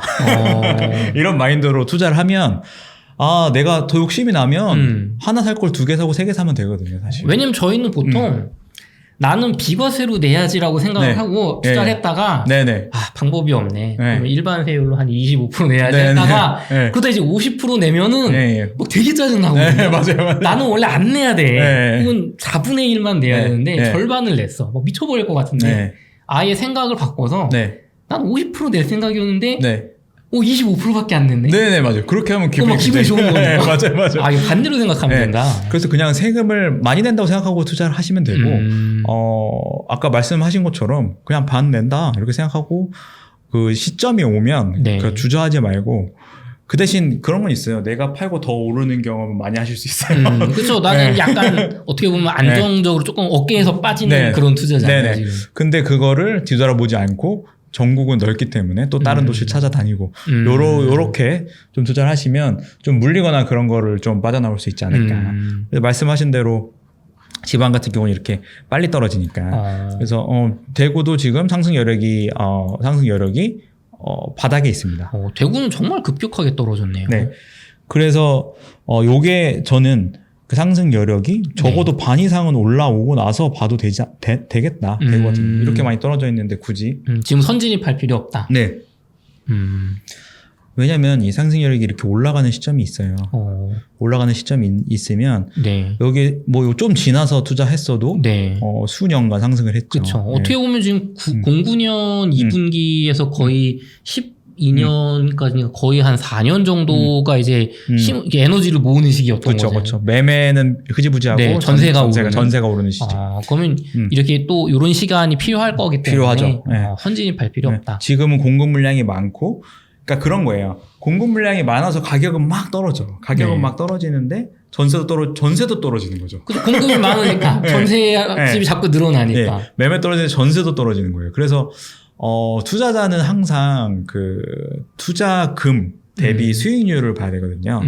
근데 매매 떨어지면 좋은데 전세도 떨어지면 결국 투자금은 똑같은 거예요.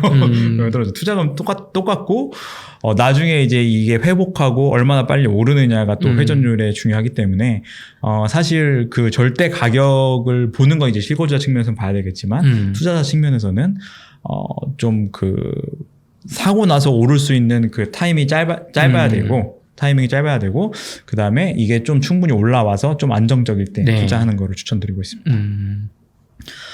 대전도 상승 여력이 바닥이다. 매매가 너무 많이 올라서 그래요. 매매가 아까 보시면 매매가 이렇게 오르고 전세가 막 이렇게 벌어졌죠. 네네. 매매가 이제 수도권처럼 많이 올랐기 때문에 반대로 상승 여력은 이렇게 떨어지는 거죠. 경기도 같은 경우는 대전만큼 매매가랑 전세가가 벌어졌는데 네네. 여력이 약간 남아있는 조금 남아있죠. 예. 대전 같은 경우 거의 바닥까지 이게 네네. 말씀하신 그 물론 대전도 큰 도시고 굉장히 좋은 인구가 많은 지역이지만 네네. 서울 수도권에는 비하면 작기 때문에 네네. 사이즈의 문제다. 네네 맞아요. 그래서 저도 대전을 투자했다가 매도를 했는데 네. 정확한 시점은 한 1, 2년 전에 매도했던 것 같아요. 네. 그러니까 당연히 뭐 꼭지에서 팔진 못했죠. 근데 이제 이게 거의 내려오는 반 넘어서 한 7, 80%까지 내려오는 걸 보고 매도를 했고, 지금 잘한 선택 같습니다. 예. 지금 보면 예. 확실히. 예. 그 다음에 서울입니다. 서울은 아까 경기도보다 괜찮다고 말씀드렸죠. 예.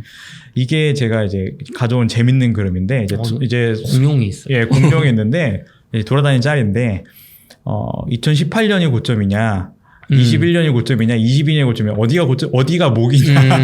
나는 어깨에서 팔고 싶다. 어깨가 계속 올라가요. 목이 너무 길다. 네. 그래서 이거를 못 잡겠다. 이제 네. 그런 이제 짤들이 돌아다녔는데, 이거를 보고 제가, 이걸 만들어야겠다 해가지고 상승 여력 차트를 만든 거고요.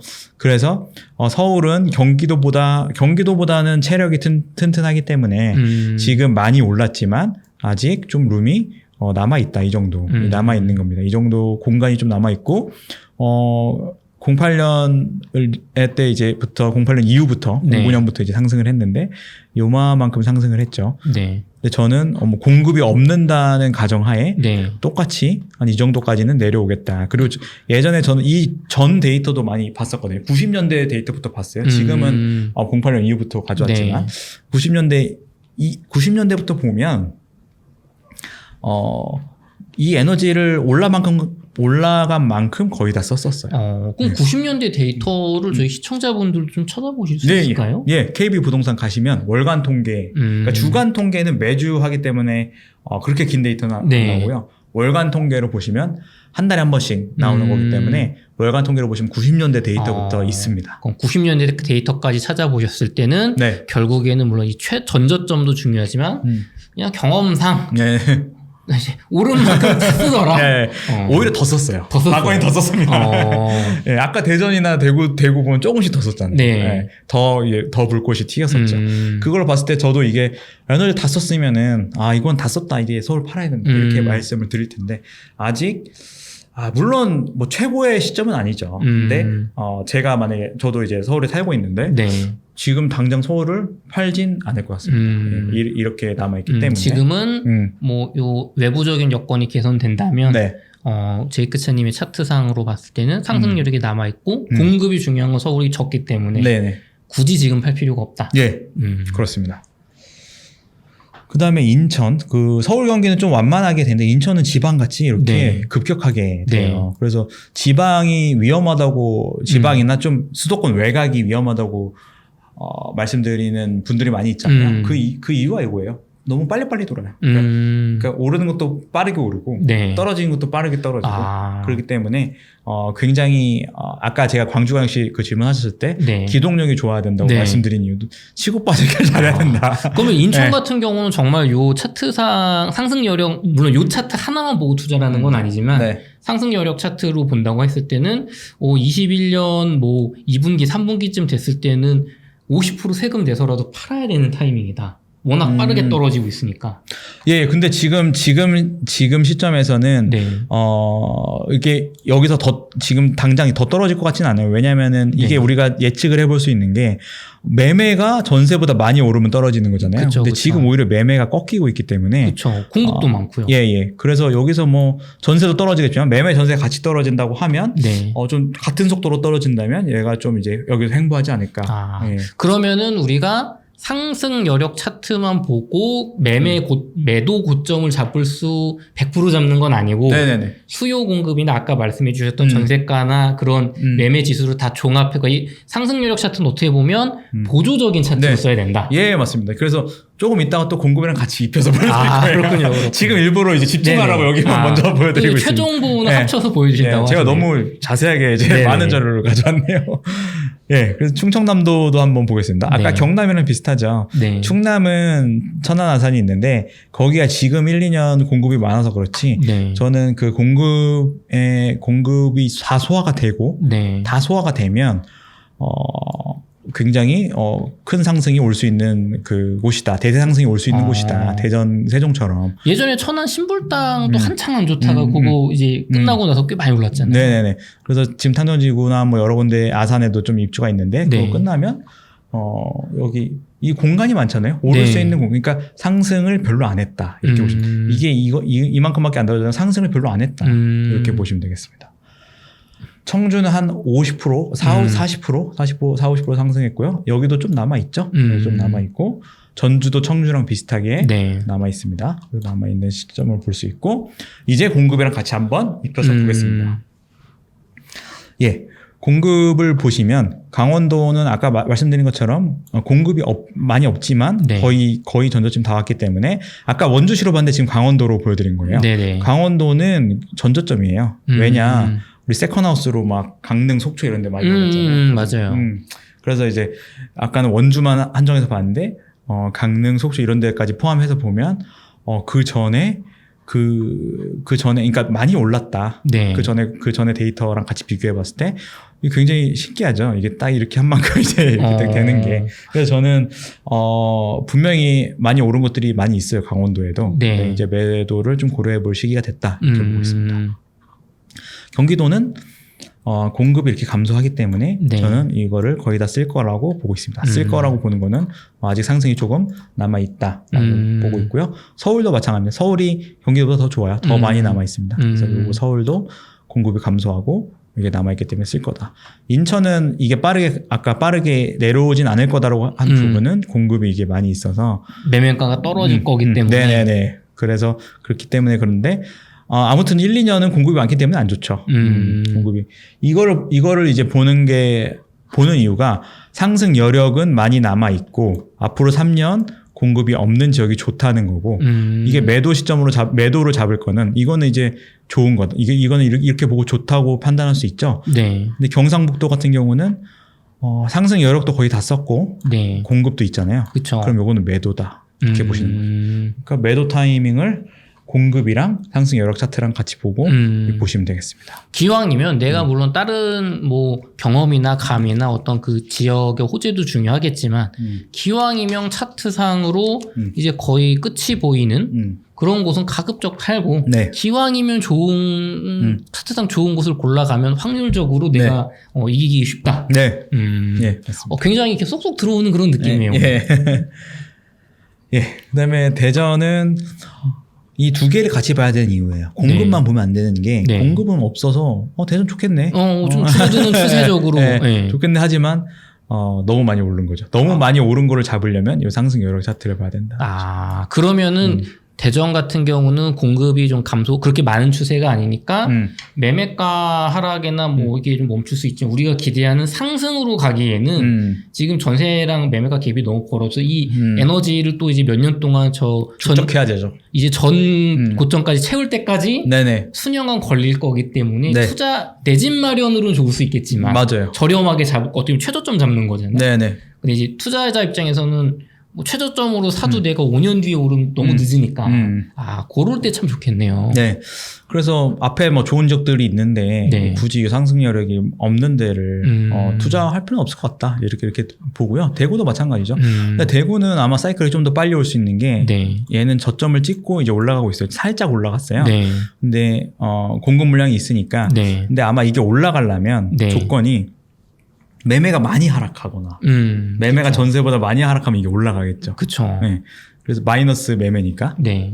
그다음에 전세가 올라가거나인데 전세가 당장 올라갈 리는 올라가기 쉽지 않겠지만 이 공급이 해소가 되고 결국 매매가 먼저 꺾일 거예요. 매매가 먼저 꺾여서 좀 올라가고 있는 거고 이제 그 매매 꺾인 게 멈추고 전세가 올라가면 이게 상승 여력이 다시 올라가겠죠. 그러면은 대구광역시 같은 경우는 매매가가 뭐 입주 물량이 있다고 계속 무한정 하락하는 게 아니라 어느 순간 되면 이제 최저점 수준이 올 거다. 네네. 그 매매가는 이제 하락을 멈추고 옆으로 이제 이렇게 뭐 유지하거나 이렇게 지지부진하게 가다가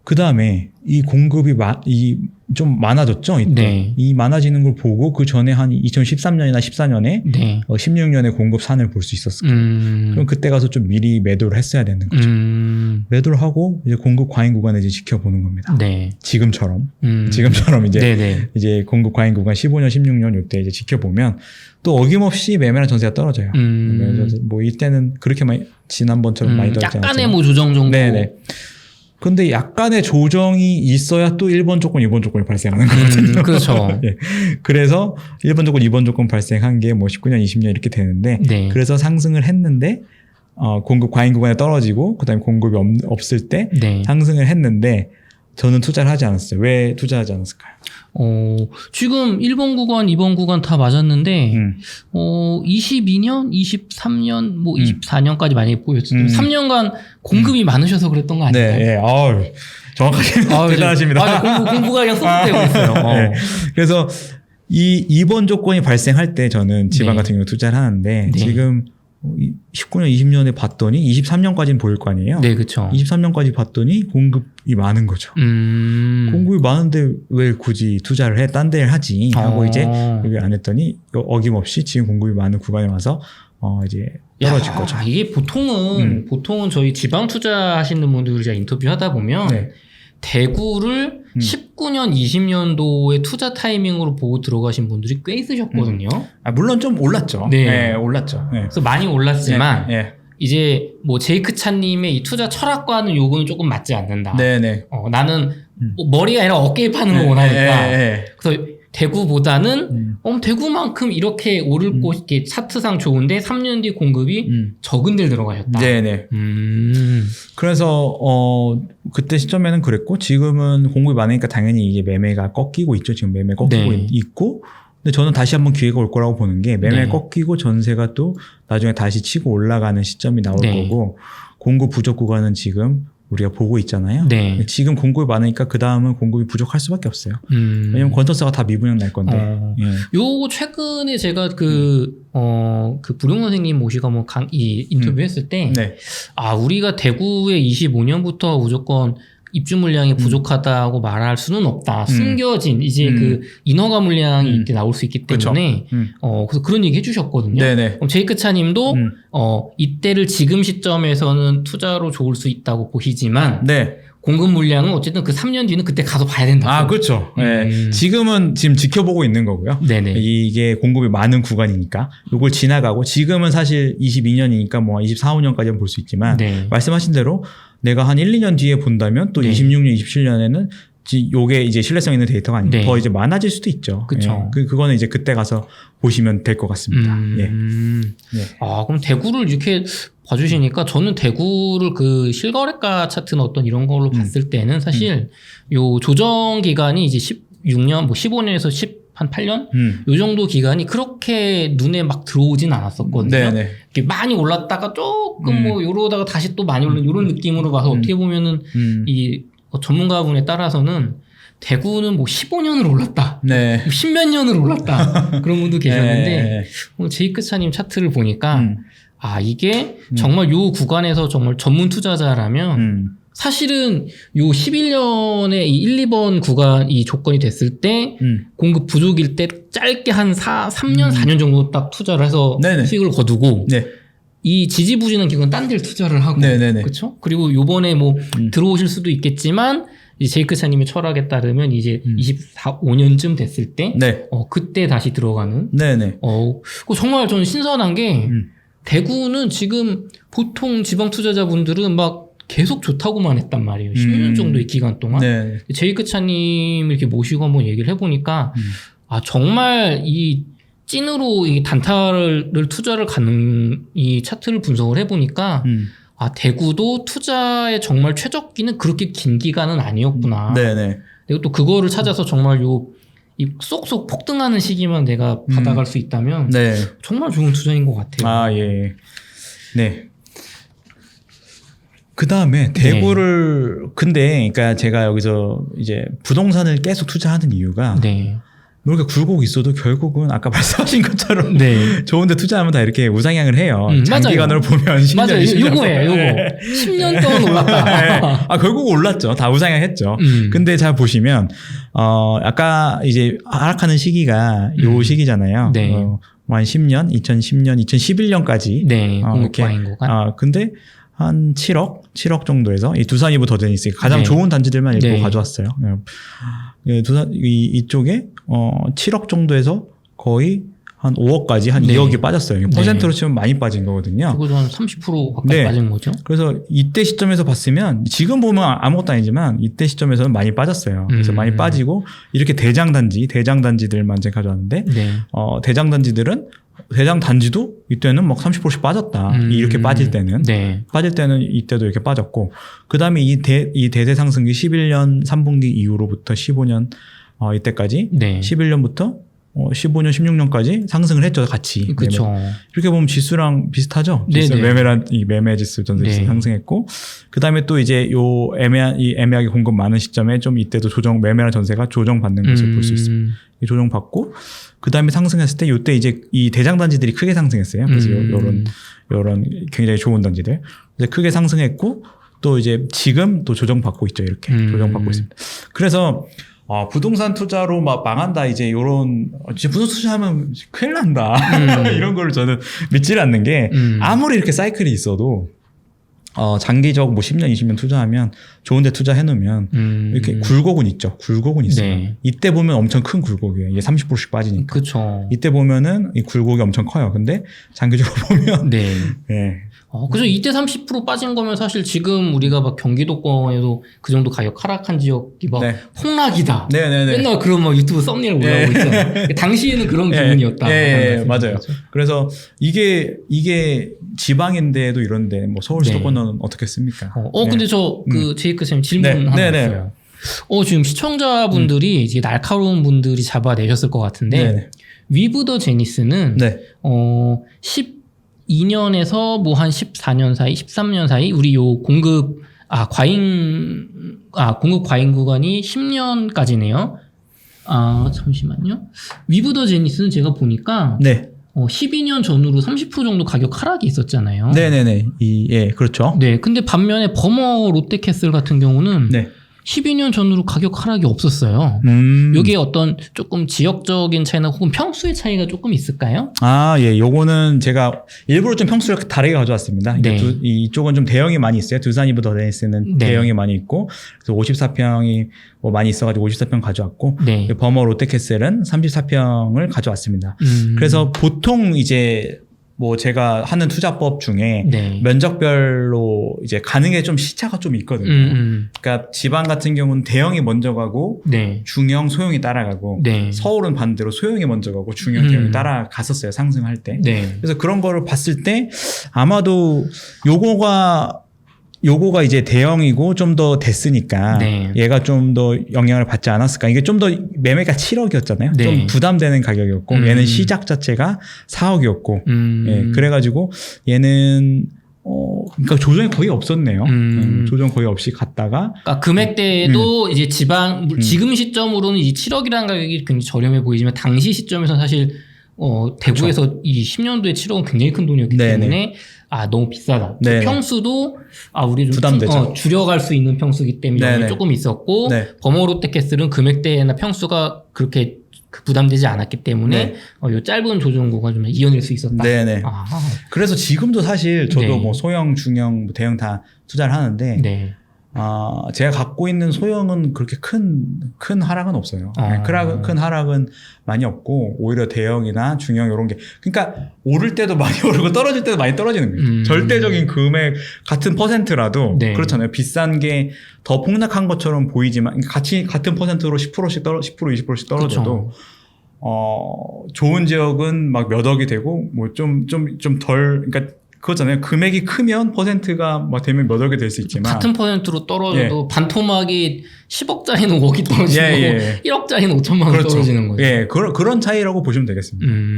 그래서 지방은 되게 그러더라고요. 대형이 먼저 오를 때도 화끈하게 오르고 그 다음에 떨어질 때도 좀 더 조정이 많이 되고 약간 이런 그럼 이런 약간 시점으로. 번외이긴 한데. 네네네. 제이크님 그러면은 지방을 저희가 이제 광역시 투자를 요 차트 맞춰서 할 때 네. 대형 평수와 중형 평수, 소형 평수 중에 선택권이 저에게 있다면 어떤 평수를 좀 추천을 해주실까요? 그거는 그 시점 내가 대구를 지금 간다. 그러니까 네. 상승장으로 턴해서 네. 이제 간다고 했을 때 지금 시작하는 시점 아무것도 안 오른 시점에서는 대형이 좋죠. 근데 보통 대형이 먼저 스타트를 하고 네. 그 다음에 30평대, 20평대 이렇게 많이 가거든요. 그래서 여러 지역을 저도 뭐 거의 전국 대부분 지역을 투자를 해봤는데 네. 뭐 예를 들면 제가 전주를 갔을 때는 좀 늦게 가서 저는 좀 늦게 가요 사실. 좀 다 확인하고 가는 스타일이라. 그래서 1번, 2번 조건 나보고 나서 가니까. 너무 늦게 가기 때문에 근데 늦게 가도 충분히 수익을 내거든요. 네. 전주 같은 경우도 좀 늦게 갔는데 대형 다 오르고 40평대, 30평대 다 오르고 20평대 가서 20평대를 샀는데 그래도 뭐 20평대도 잘 갑니다. 그러니까 수익률로 보면 거의 투자금이 안 들고 투자금을 거의 안 들게 이제 갭을 붙여서 사기 때문에 네. 수익률은 어마어마하죠.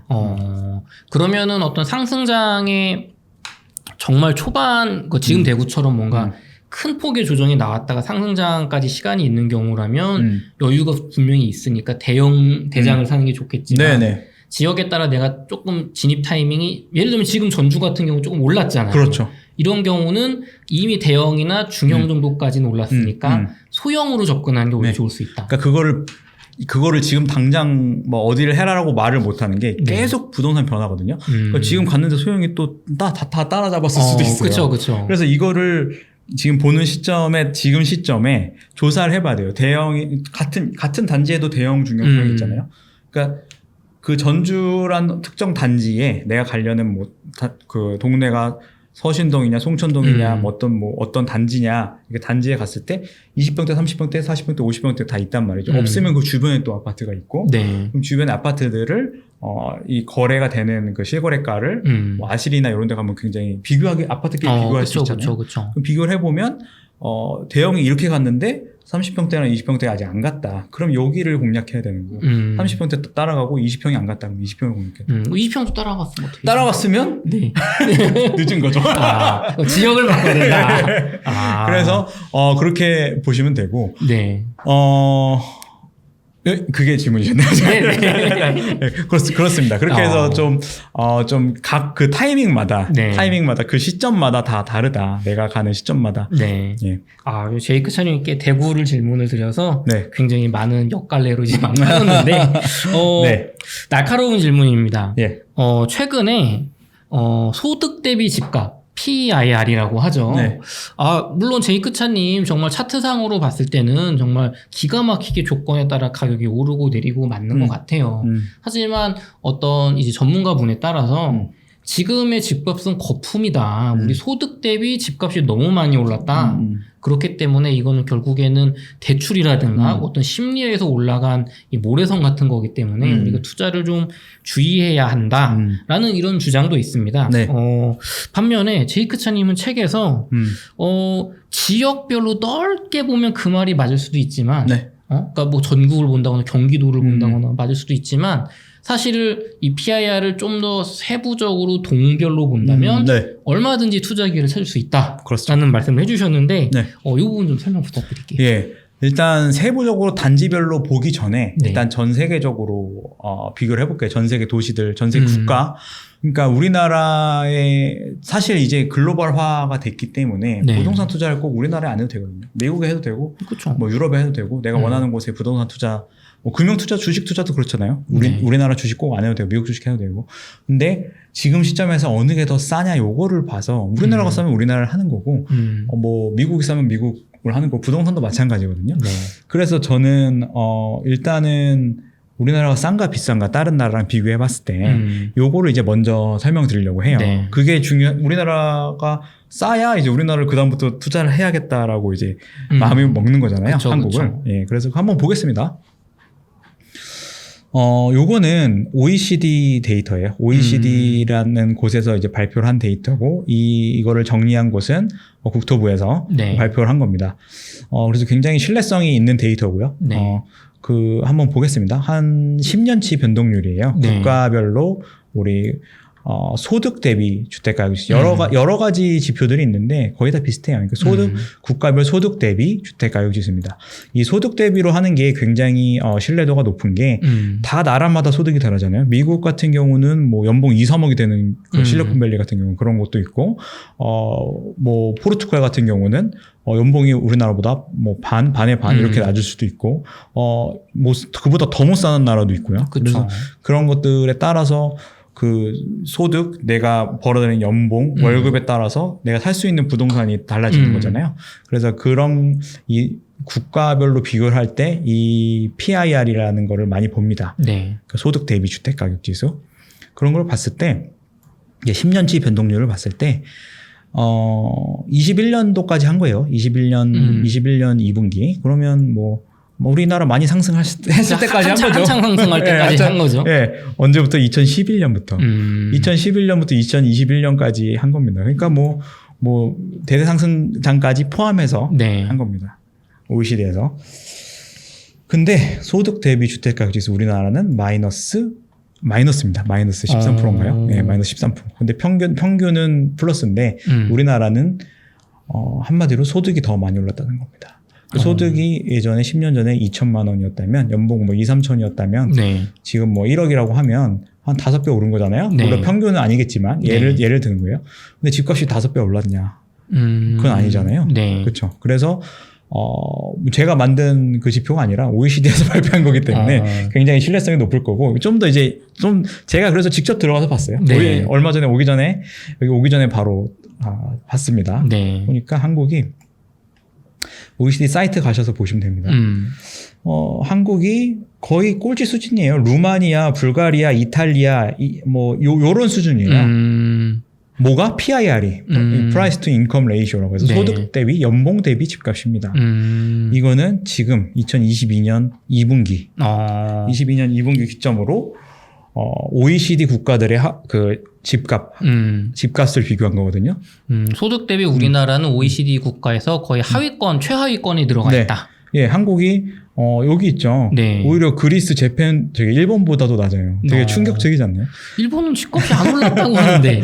그러니까 우리나라가 굉장히 그러니까 지금 제가 포르투갈 같은 경우도 부동산 관심이 있어서 가는데 한두 달 뒤에 또 갑니다. 놀러 갑니다. 영국도 가고 이제 부동산도 좀 볼 건데 되게 부동산 싸다 그래서 하는데 사실 PIR로 보면은 우리나라보다 훨씬 비싼 거죠. 매력도가 이렇게 봤을 때는 굉장히 떨어지네요. 우리나라에 비하면. 예, 유럽도 그렇고 OECD 평균보다 훨씬 떨어지고 뭐 캐나다, 미국은 뭐 말도 할 필요 없고요. 그래서 대부분의 나라들보다 우리나라가 굉장히 PIR적으로 그러니까 가치가 우리나라 주식이 싸다는 것처럼 우리나라 부동산도 싸다.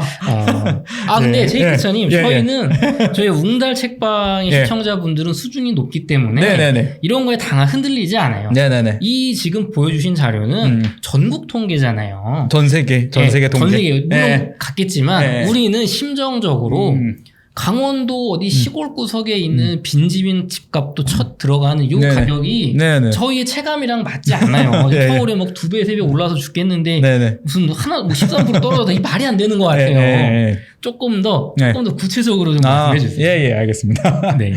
그래서 아까는 국가별로 봤는데 이제 요것도 이제 도시별로 보는 거예요. 서울, 도시별로. 서울, 세종 이렇게 도시별로 볼 수 있게 이제 UBS라는 스위스 은행에서 버블리스크라는 걸 조사를 하는데 요 버블리스크라는 걸 조사는 결국 PIR로 하는 거예요. PIR로 하는데 요거를 우리나라는 포함이 안 돼 있는데 우리 국토부에서 UBS에서 하는 것처럼 똑같이 똑같은 계산법으로 이제 해봤어요. 한 1, 2년 된 자료긴 한데, 그냥 요렇게 계산을 할 수 있다는 거예요. 그래서 그때는, 그 전에 보니까 서울 세종이 비쌌다, 버블 리스크가 있다. 그래서 지금 가장, 조정을 많이 되고 있고, 근데, 이렇게 봤을 때, 그냥 국토부에서 발표한 것만 보더라도, 저평가 도시들이 있다는 거죠. 저평가 도시들이 있다. 지방 도시들 같은 경우는 그렇죠. 그러네요. 네, 그래서 여기서 보면은 저평가 도시가 없어요. 이 오버밸류, 페어밸류만 있고 여기 저평가가 원래는 시카고가 있었어요. 근데 그 재작년에는 근데 시카고가 올라가 버렸어요. 그래서 저평가 도시들이 없는데 우리나라는 이렇게 아직 기회가 있는 곳이 있다. 그리고 20년, 21년 이때 막 상승을 시작을 했고 네. 사실 지금 뭐 그때 이후로 많이 큰 변화가 없어요. 그래서 아직 저평가의 도시들도 있고 그래서 도시들별로 보려면 이렇게 볼 수 있고 그다음에 네. 제가 이제 하나 더 가져온 건 단지별로도 우리가 체크해 볼 수 있다. 네. 그래서 좀 약간 극단적인 예시를 보여드리기 위해 네네. 좀 삼성전자 옆에 있는 걸 가져와 봤습니다. 삼성전자 본사 수원에 있는 네. 수원에 있는 초소형 아파트를 바로 옆에 있는 아파트를 한번 가져와 봤습니다. 네. 그래서 PIR이 뭐냐? PIR은 연봉 대비 집값이라고 했잖아요. 그렇죠. 그럼 집값은 KB 부동산 가셔 보시면 KB 시세가 있어요. KB 시세 가셔서 보시면 평균 매매가 KB 시세로 우리 대출도 나오고 이걸 시세로 딱 인정을 하잖아요. 굉장히 신뢰도가 높은. 네. 그래서 요걸 뭐 이 아파트가 2007년부터 있었다고 하면 2007년부터 지금까지 예를 들면 1월 데이터만 뽑겠다. 네. 22년 1월 데이터. 뭐 21년에 1월에는 2억 2천, 22년 1월에는 3억 2천, 20년에는 뭐 1억 9천 이렇게 가격이 있을 거예요. 이 가격들을 2007년부터 짜르륵 엑셀로 정리를 하는 겁니다. 여기가 지금 그 경기도 수원 쪽인 네, 거죠? 경기도 메탄건설역 그렇죠? 예, 맞습니다. 삼성 반도체 공장 네. 바로 옆에. 네. 그래서 그렇게 이 아파트 가격은 이렇게 그냥 시세 보면 바로 나오는 네, 거잖아요. 네. 그래서 가격을 그냥 쭉 쓰고 이제 연봉만 보면 되는데 네. 연봉의 변화를 보면 되는 거예요. 네. 연봉의 변화는 통계청 가면 다 있거든요. 국가통계 포털 코시스 이제 가시면 다 있고 좀 복잡하게 돼 있어요. 2008년부터 2017년에서 19년, 뭐 16년 이렇게 좀 나눠져 있어요. 그래서 요거를 좀 소득 지출 요런 통계를 좀 몇 번 들어가서 보시면 다 연봉이 있습니다. 그래서 연봉을 보시면 되고 요즘에는 워낙 프롭테크들이 잘 돼 있어서 네. 호갱노는 이런 데 가시면 직장인 연봉이 나오거든요. 그래서 요 지금 당장 연봉을 보고 싶으면 호갱노는 가서 보시면 이렇게 보실 수 있습니다. 제가 한 3개월에서 6개월 전에 봤는데 영통구가 9,370만 원이었어요. 삼성전자 때문에. 굉장히 높네요. 네. 근데 제가 이제 여기 나오려고 봤더니 그새 또 올랐어요. 1억 700원. 그새 이게 바로바로 이게 계산이 되더라고요. 네. 메탄동으로 들어가서 봤더니 1억 3천이에요. 근데 이거는 너무 삼성전자만 치우쳐 있으니까 평균 연봉이 근데 엄청 올랐다는 거죠. 그래서 제가 좀 과거 데이터는 그냥 몇 개월 전 데이터는 9,300만 원으로 지금 현재를 영통구의 아파트니까 그렇게 좀 적용을 해봤습니다. 그래서 보면 매매가가 뭐 1억도 안 되는 가격에서 결국은 3억까지 올랐잖아요. 그쵸. 근데 이게 싼지 비싼지를 알기가 힘들잖아요. 아파트가 그냥 이렇게 굴고 있겠지만 아파트는 그냥 계속 이렇게 오르니까 그쵸. 지금 뭐 미국 지수든 다 똑같잖아요. 지금 이 시점이 싼지 비싼지를 모르겠어. 그렇죠. 15년 동안 뭐 3배 올랐는데 이게 많이 오른 건지 뭐 적게 오른 건지. 그렇죠. 그게 모르겠다는 거죠. 그래서 이제 왜냐하면 우리의 연봉도 계속 물론 지금 많이 안 오른다고 하지만 조금씩 이렇게 오른단 말이죠. 물가도 오르고. 근데 결국은 연봉 대비해서 집값이 얼마나 올랐냐 떨어졌냐가 중요한 거잖아요. 그렇죠. 그래서 전 세계에서 이거는 뭐 우리나라 누가 만든 게 아니라 전 세계에서 다 쓰고 있는 거예요 지금. 그렇죠. 가장 집값 거품을 판단하는 그냥 기초적인 자료죠 사실. 예. 그래서 매매가를 이렇게 나열을 하고 연봉을 아까 통계청에서 본 거 쫙 나열을 하면 쫙 나열해서 보면 이 급격한 사실 연봉도 우리 아파트 가격도 급격한 상승이 있었지만 왜 그 전문가 분들 중에서도 그 말 하잖아요. 소득도 엄청 올랐다. 왜 아파트 가격만 올랐다고 하냐. 갑자기 막 3년 사이에 막 2배 이상 올랐네요. 맞아요. 연봉이. 4천만 원대가 굉장히 많았어요. 4천만 원대가 3천만 원대에서 4천만 원대가 굉장히 길었더라고요. 근데 가만히 생각해 보면 아파트 가격도 이 4천만 원대에서 이게 횡보한 것처럼 굉장히 그냥 오랜 기간 이렇게 그냥 횡보를 했었어요. 그 다음에 이게 급격하게 연봉이 올라가면서, 그러니까 한마디로 우리나라 산업이 굉장히 발전을 했다는 거죠. 요 몇 년간. 그쵸. 왜 요즘에 삼성전자뿐만 아니라 판교 가보시면 판교 가서 그냥 그 IT 하시는 게임 뭐 이런 거 웬만하면 뭐 연봉 1억 이래요. 그래서 개발자분들 참 요즘 대우가 좋더라고요. 그래서 그런 거 보면은 이 소득이 진짜 얼마나 중요하구나 이거를 알 수 있거든요. 그래서 일자리에 따른 뭐 그 소득에 따른 매매가, 왜냐면 봐봐요. 3천만 원일 때 이 1억짜리 아파트를 사는 거랑 연봉 1억일 때 3억짜리 아파트 사는 거랑 똑같잖아요. PIR 주시장은 2.6에서 3.4로 0.8밖에 안 올랐네요. 네. 그러니까 요거를 결국 이 지표라는 건 아무것도 아니고 이 지표는 그냥 이렇게 통계적으로 한번 그려보는 거예요. 그러니까 그려보고 요 PIR 지표를 한번 그려보고 이게 몇이 높고 몇이 낮냐가 중요한 게 아니라 이 단지에서 우리가 평균을 내볼 수 있잖아요. 네. 과거 2007년부터 2022년 지금까지 평균을 냈을 때 평균 가격 대비해서 지금 우리가 언제 투자를 해야 되느냐를 보기 위함이잖아요. 이걸 만드는 거. 그럼 평균이 한 이 정도 되고 여기에 있을 때는 우리가 고평가였던 거고 여기 있을 때는 저평가였는데 지금 시점에서는 평균 수준이다. PIR이 뭐 지금 그러니까 아파트가 비싼 것도 아니고 싼 것도 아니다. 지금 이 시점이에요. 근데 연봉이 올라가서 이게 내려갈 수도 있겠죠. 그쵸. 아니면 매매가가 하락해서 이게 올라갈 수도 있겠죠. 그쵸. 예. 그러면 그때부터는 저평가 구간에 들어가는 거예요. 그래서 평균적으로 평균값보다 이제 밑으로 내려간 이게 통계를 뭐 10년, 20년 이 아파트는 뭐 그렇게 오래되진 않아서 좀 그렇게 엄청 길진 않지만 재건축 아파트로 하면 훨씬 잘 맞겠죠. 이게 아파트가 오래됐으니까. 그래서 지역별로도 할 수 있고 도시별로도 할 수 있고 아까 국가별로도 할 수 있고 이렇게 단지별로도 내가 관심만 있으면 해볼 수 있다. 그래서 이 PIR이 너무 이렇게 기계적으로 우리가 받아들이기보다는 투자하시는 지역의 소득을 이런 식으로 한번 내가 해볼 수 있다면 사실은 내가 좀 걱정되는 PIR에 대한 걱정도 한번 체크하고 들어갈 수 있는 좋은 방법인 것 같습니다. 예, 맞습니다. 그래서 제이크 차님 오늘 되게 긴 시간 동안 많은 인사이트를 나눠주셨는데요. 그래도 저희는 사실 오늘 요 질문을 위해서 계속 이야기를 했습니다. 저희가 궁금한 거 알겠어요. 이제 알겠고 금리 인상, 인플레이션 이슈, 국제전쟁, 경기 침체 같은 우려로 투자 시장이 굉장히 침체되어 있는 상황입니다. 다들 집값 떨어진다, 공부해야 된다, 뭐 기다려라 이런 얘기만 하고 있는데요. 제이크 차님께서 생각하시는 외부 여건이 금리라든가 어떤 미국의 인플레이션이라든가 환율이라든가 전쟁 같은 이슈가 개선이 된다면 소액으로 굉장히 좀 큰 기회가 있을 것 같은 그런 지역을 추천 투자 지역 한 2곳 정도만 시크릿 분석법에 맞춰서 한번 추천해 주실 수 있을까요? 일단은 뭐 수도권이라는 지방인데 소액 투자는 거의 결국은 지방으로 넘어가야 되고요. 소액 투자가 아니라 좀 수도권, 그러니까 한 1억에서 2억 정도 사이, 그 정도 투자금으로 투자할 수 있는 수도권도 있습니다. 그래서 그런 투자는 거의 이제 분양권이겠죠. 아무래도 수도권은 매매랑 전세가 좀 벌어졌고, 좀 투자금이 많이 드니까 분양권으로 접근을 해야 되고, 분양권은 이제 10%만 있으면 되고, 프리미엄만 있으면 되고. 최근에 수도권에 프리미엄이 많이 낮아지고 있어요, 분양권에. 조합원 입주권이 아니라 분양권. 분양권이요.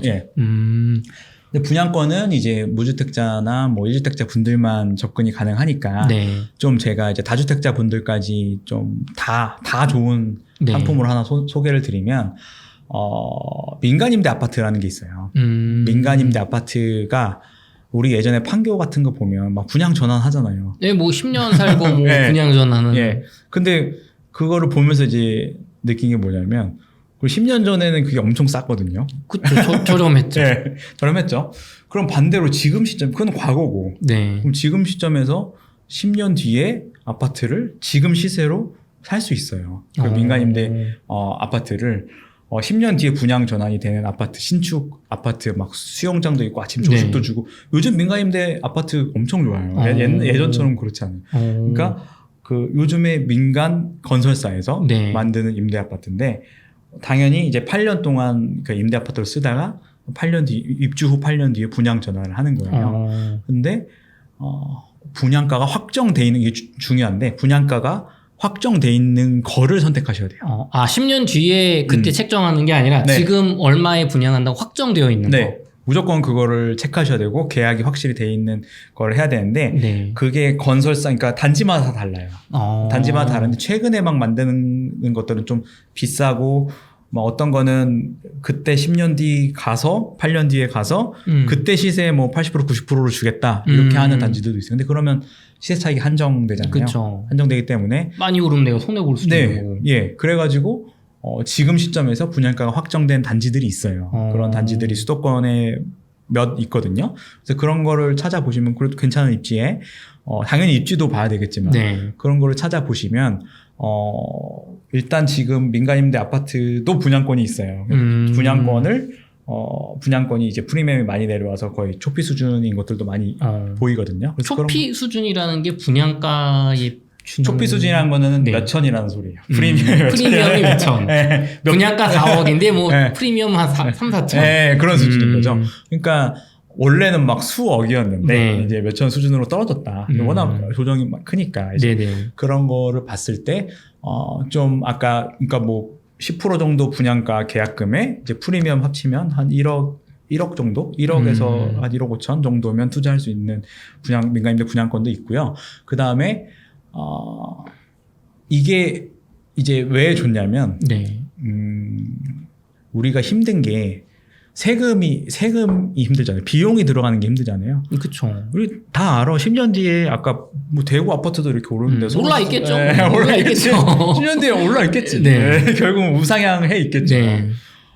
특히 뭐 수도권, 대구 아파트도 그렇게 되는데 수도권이라면 어떻게 했어요? 지금 30% 떨어졌을 때 당연히 사고 싶지. 누구나 다 사고 싶고 투자자들은 알 거예요. 지금 사면 나중에 10년 뒤에 무조건 올라 있는 걸 알 건데 결국은 투자자들을 움직이지 못하게 하는 거는 세금이거든요. 그쵸. 보유세, 취득세, 재산세, 종부세, 뭐 양도세도 있지만 양도세를 빼놓고 말하더라도 요걸 해결하면 자산을 사는 게 맞는 거거든요. 네.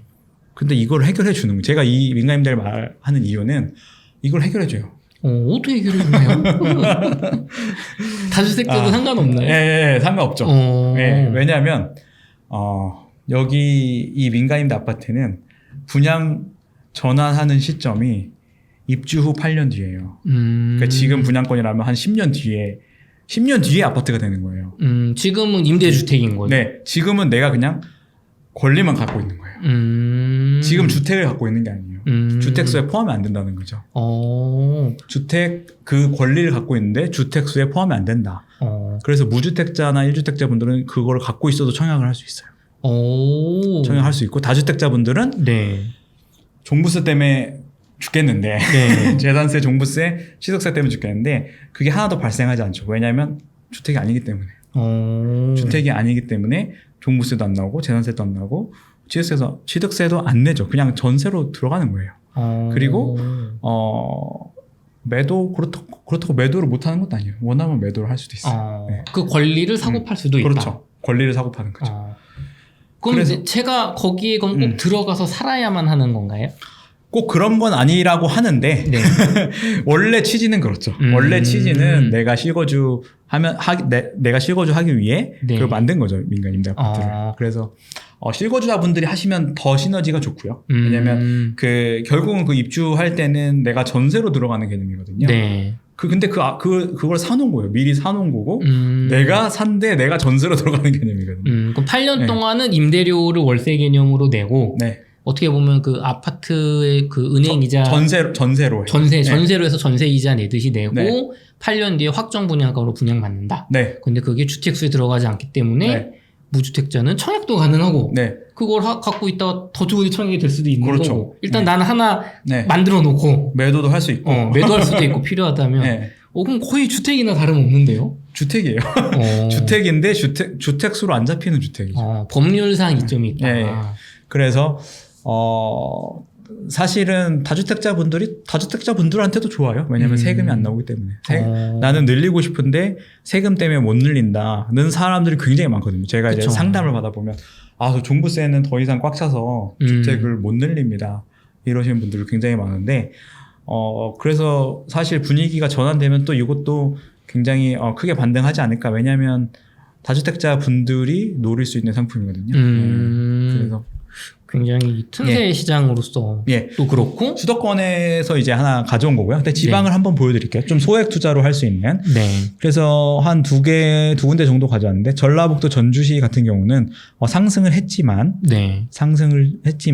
아직 1번, 2번 조건이 1, 2번 조건이 발생한 지 얼마 되지 않았어요. 그래서 한 20년, 21년 요때 이게 좀 너무 이게 작아서 잘 안 보이는데 한 20년, 21년이고 한 1, 2년밖에 안 된 거죠. 그러니까 뭐라 그러죠? 많이 상승한 건 1, 2년밖에 되지 않았다. 그리고 공급은 계속 감소하고 있다. 1년밖에 안 됐는데 지금은 좀 주춤해요. 왜냐하면 전국적으로 좀 분위기가 좋지 않기 때문에. 근데 조정조 잡혔다가 또 지금 풀렸잖아요. 네.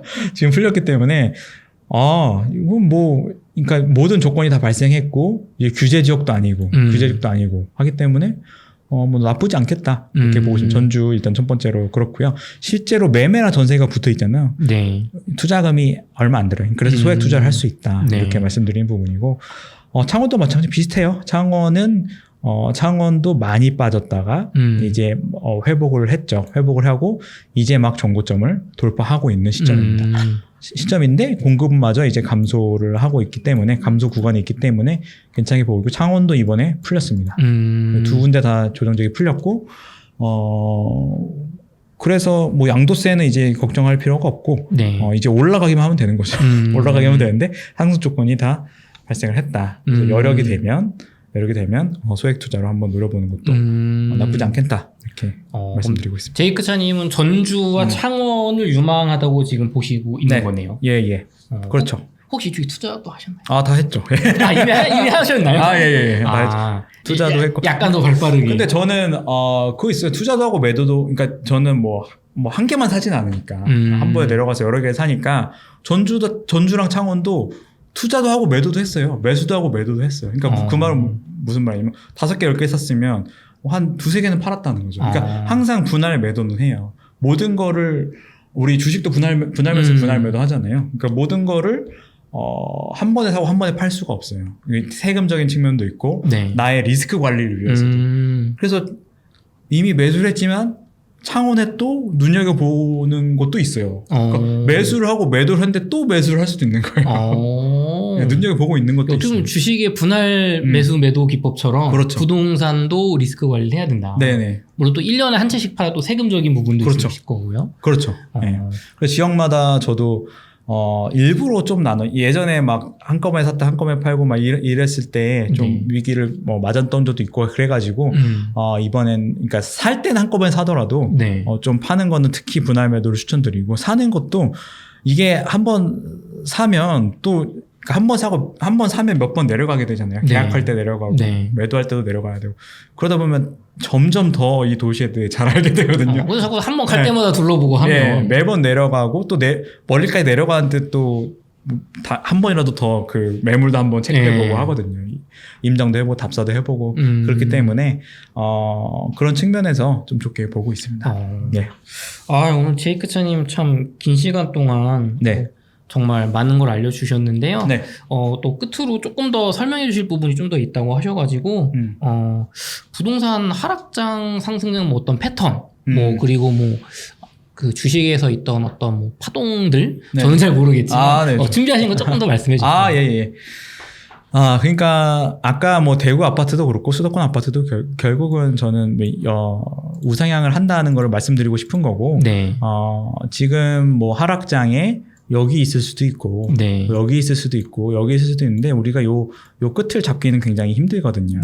언제부터 이제 반등을 할지 사실 뭐 오늘 나온 대책 가지고 이렇게 턴어라운드 할 것 같지는 않고 결국 뭐 취등록세나 이런 거 획기적인 게 나와야 이제 턴어라운드 할 것 같긴 한데 이런 거는 사실 맞추기가 굉장히 힘들어요. 맞추기 굉장히 힘든데 결국은 상승 하락 상승 하락 상승을 계속 패턴이 이제 있는데 이 파동이 있는데 말씀드리고 싶은 부분은 이 상승이 더 길고 더 크다.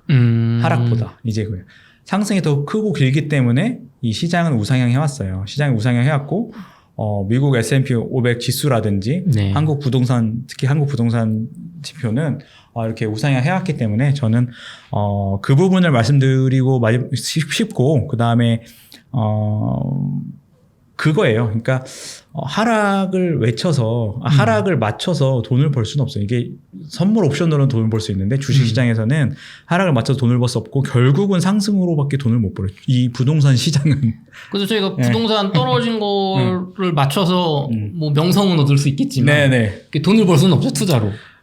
떨어지는 걸 맞춰서 버는 거 이제 우리 뭐 뭐 조회수를 높여서 네, 그렇죠. 약간 소위 그런 걸로 이제 그런 잠깐 이제 현혹되지 마시고 저는 그런 거에 현혹되지 마시고 좀 어떻게 진짜 본질적으로 어떻게 해야 돈을 벌 수 있는가 요거를 이제 생각을 해보시고 결국은 요 기회를 올라가는 기회를 잡아야지만 돈을 벌 수 있다 이렇게 말씀드리고 싶습니다. 알겠습니다.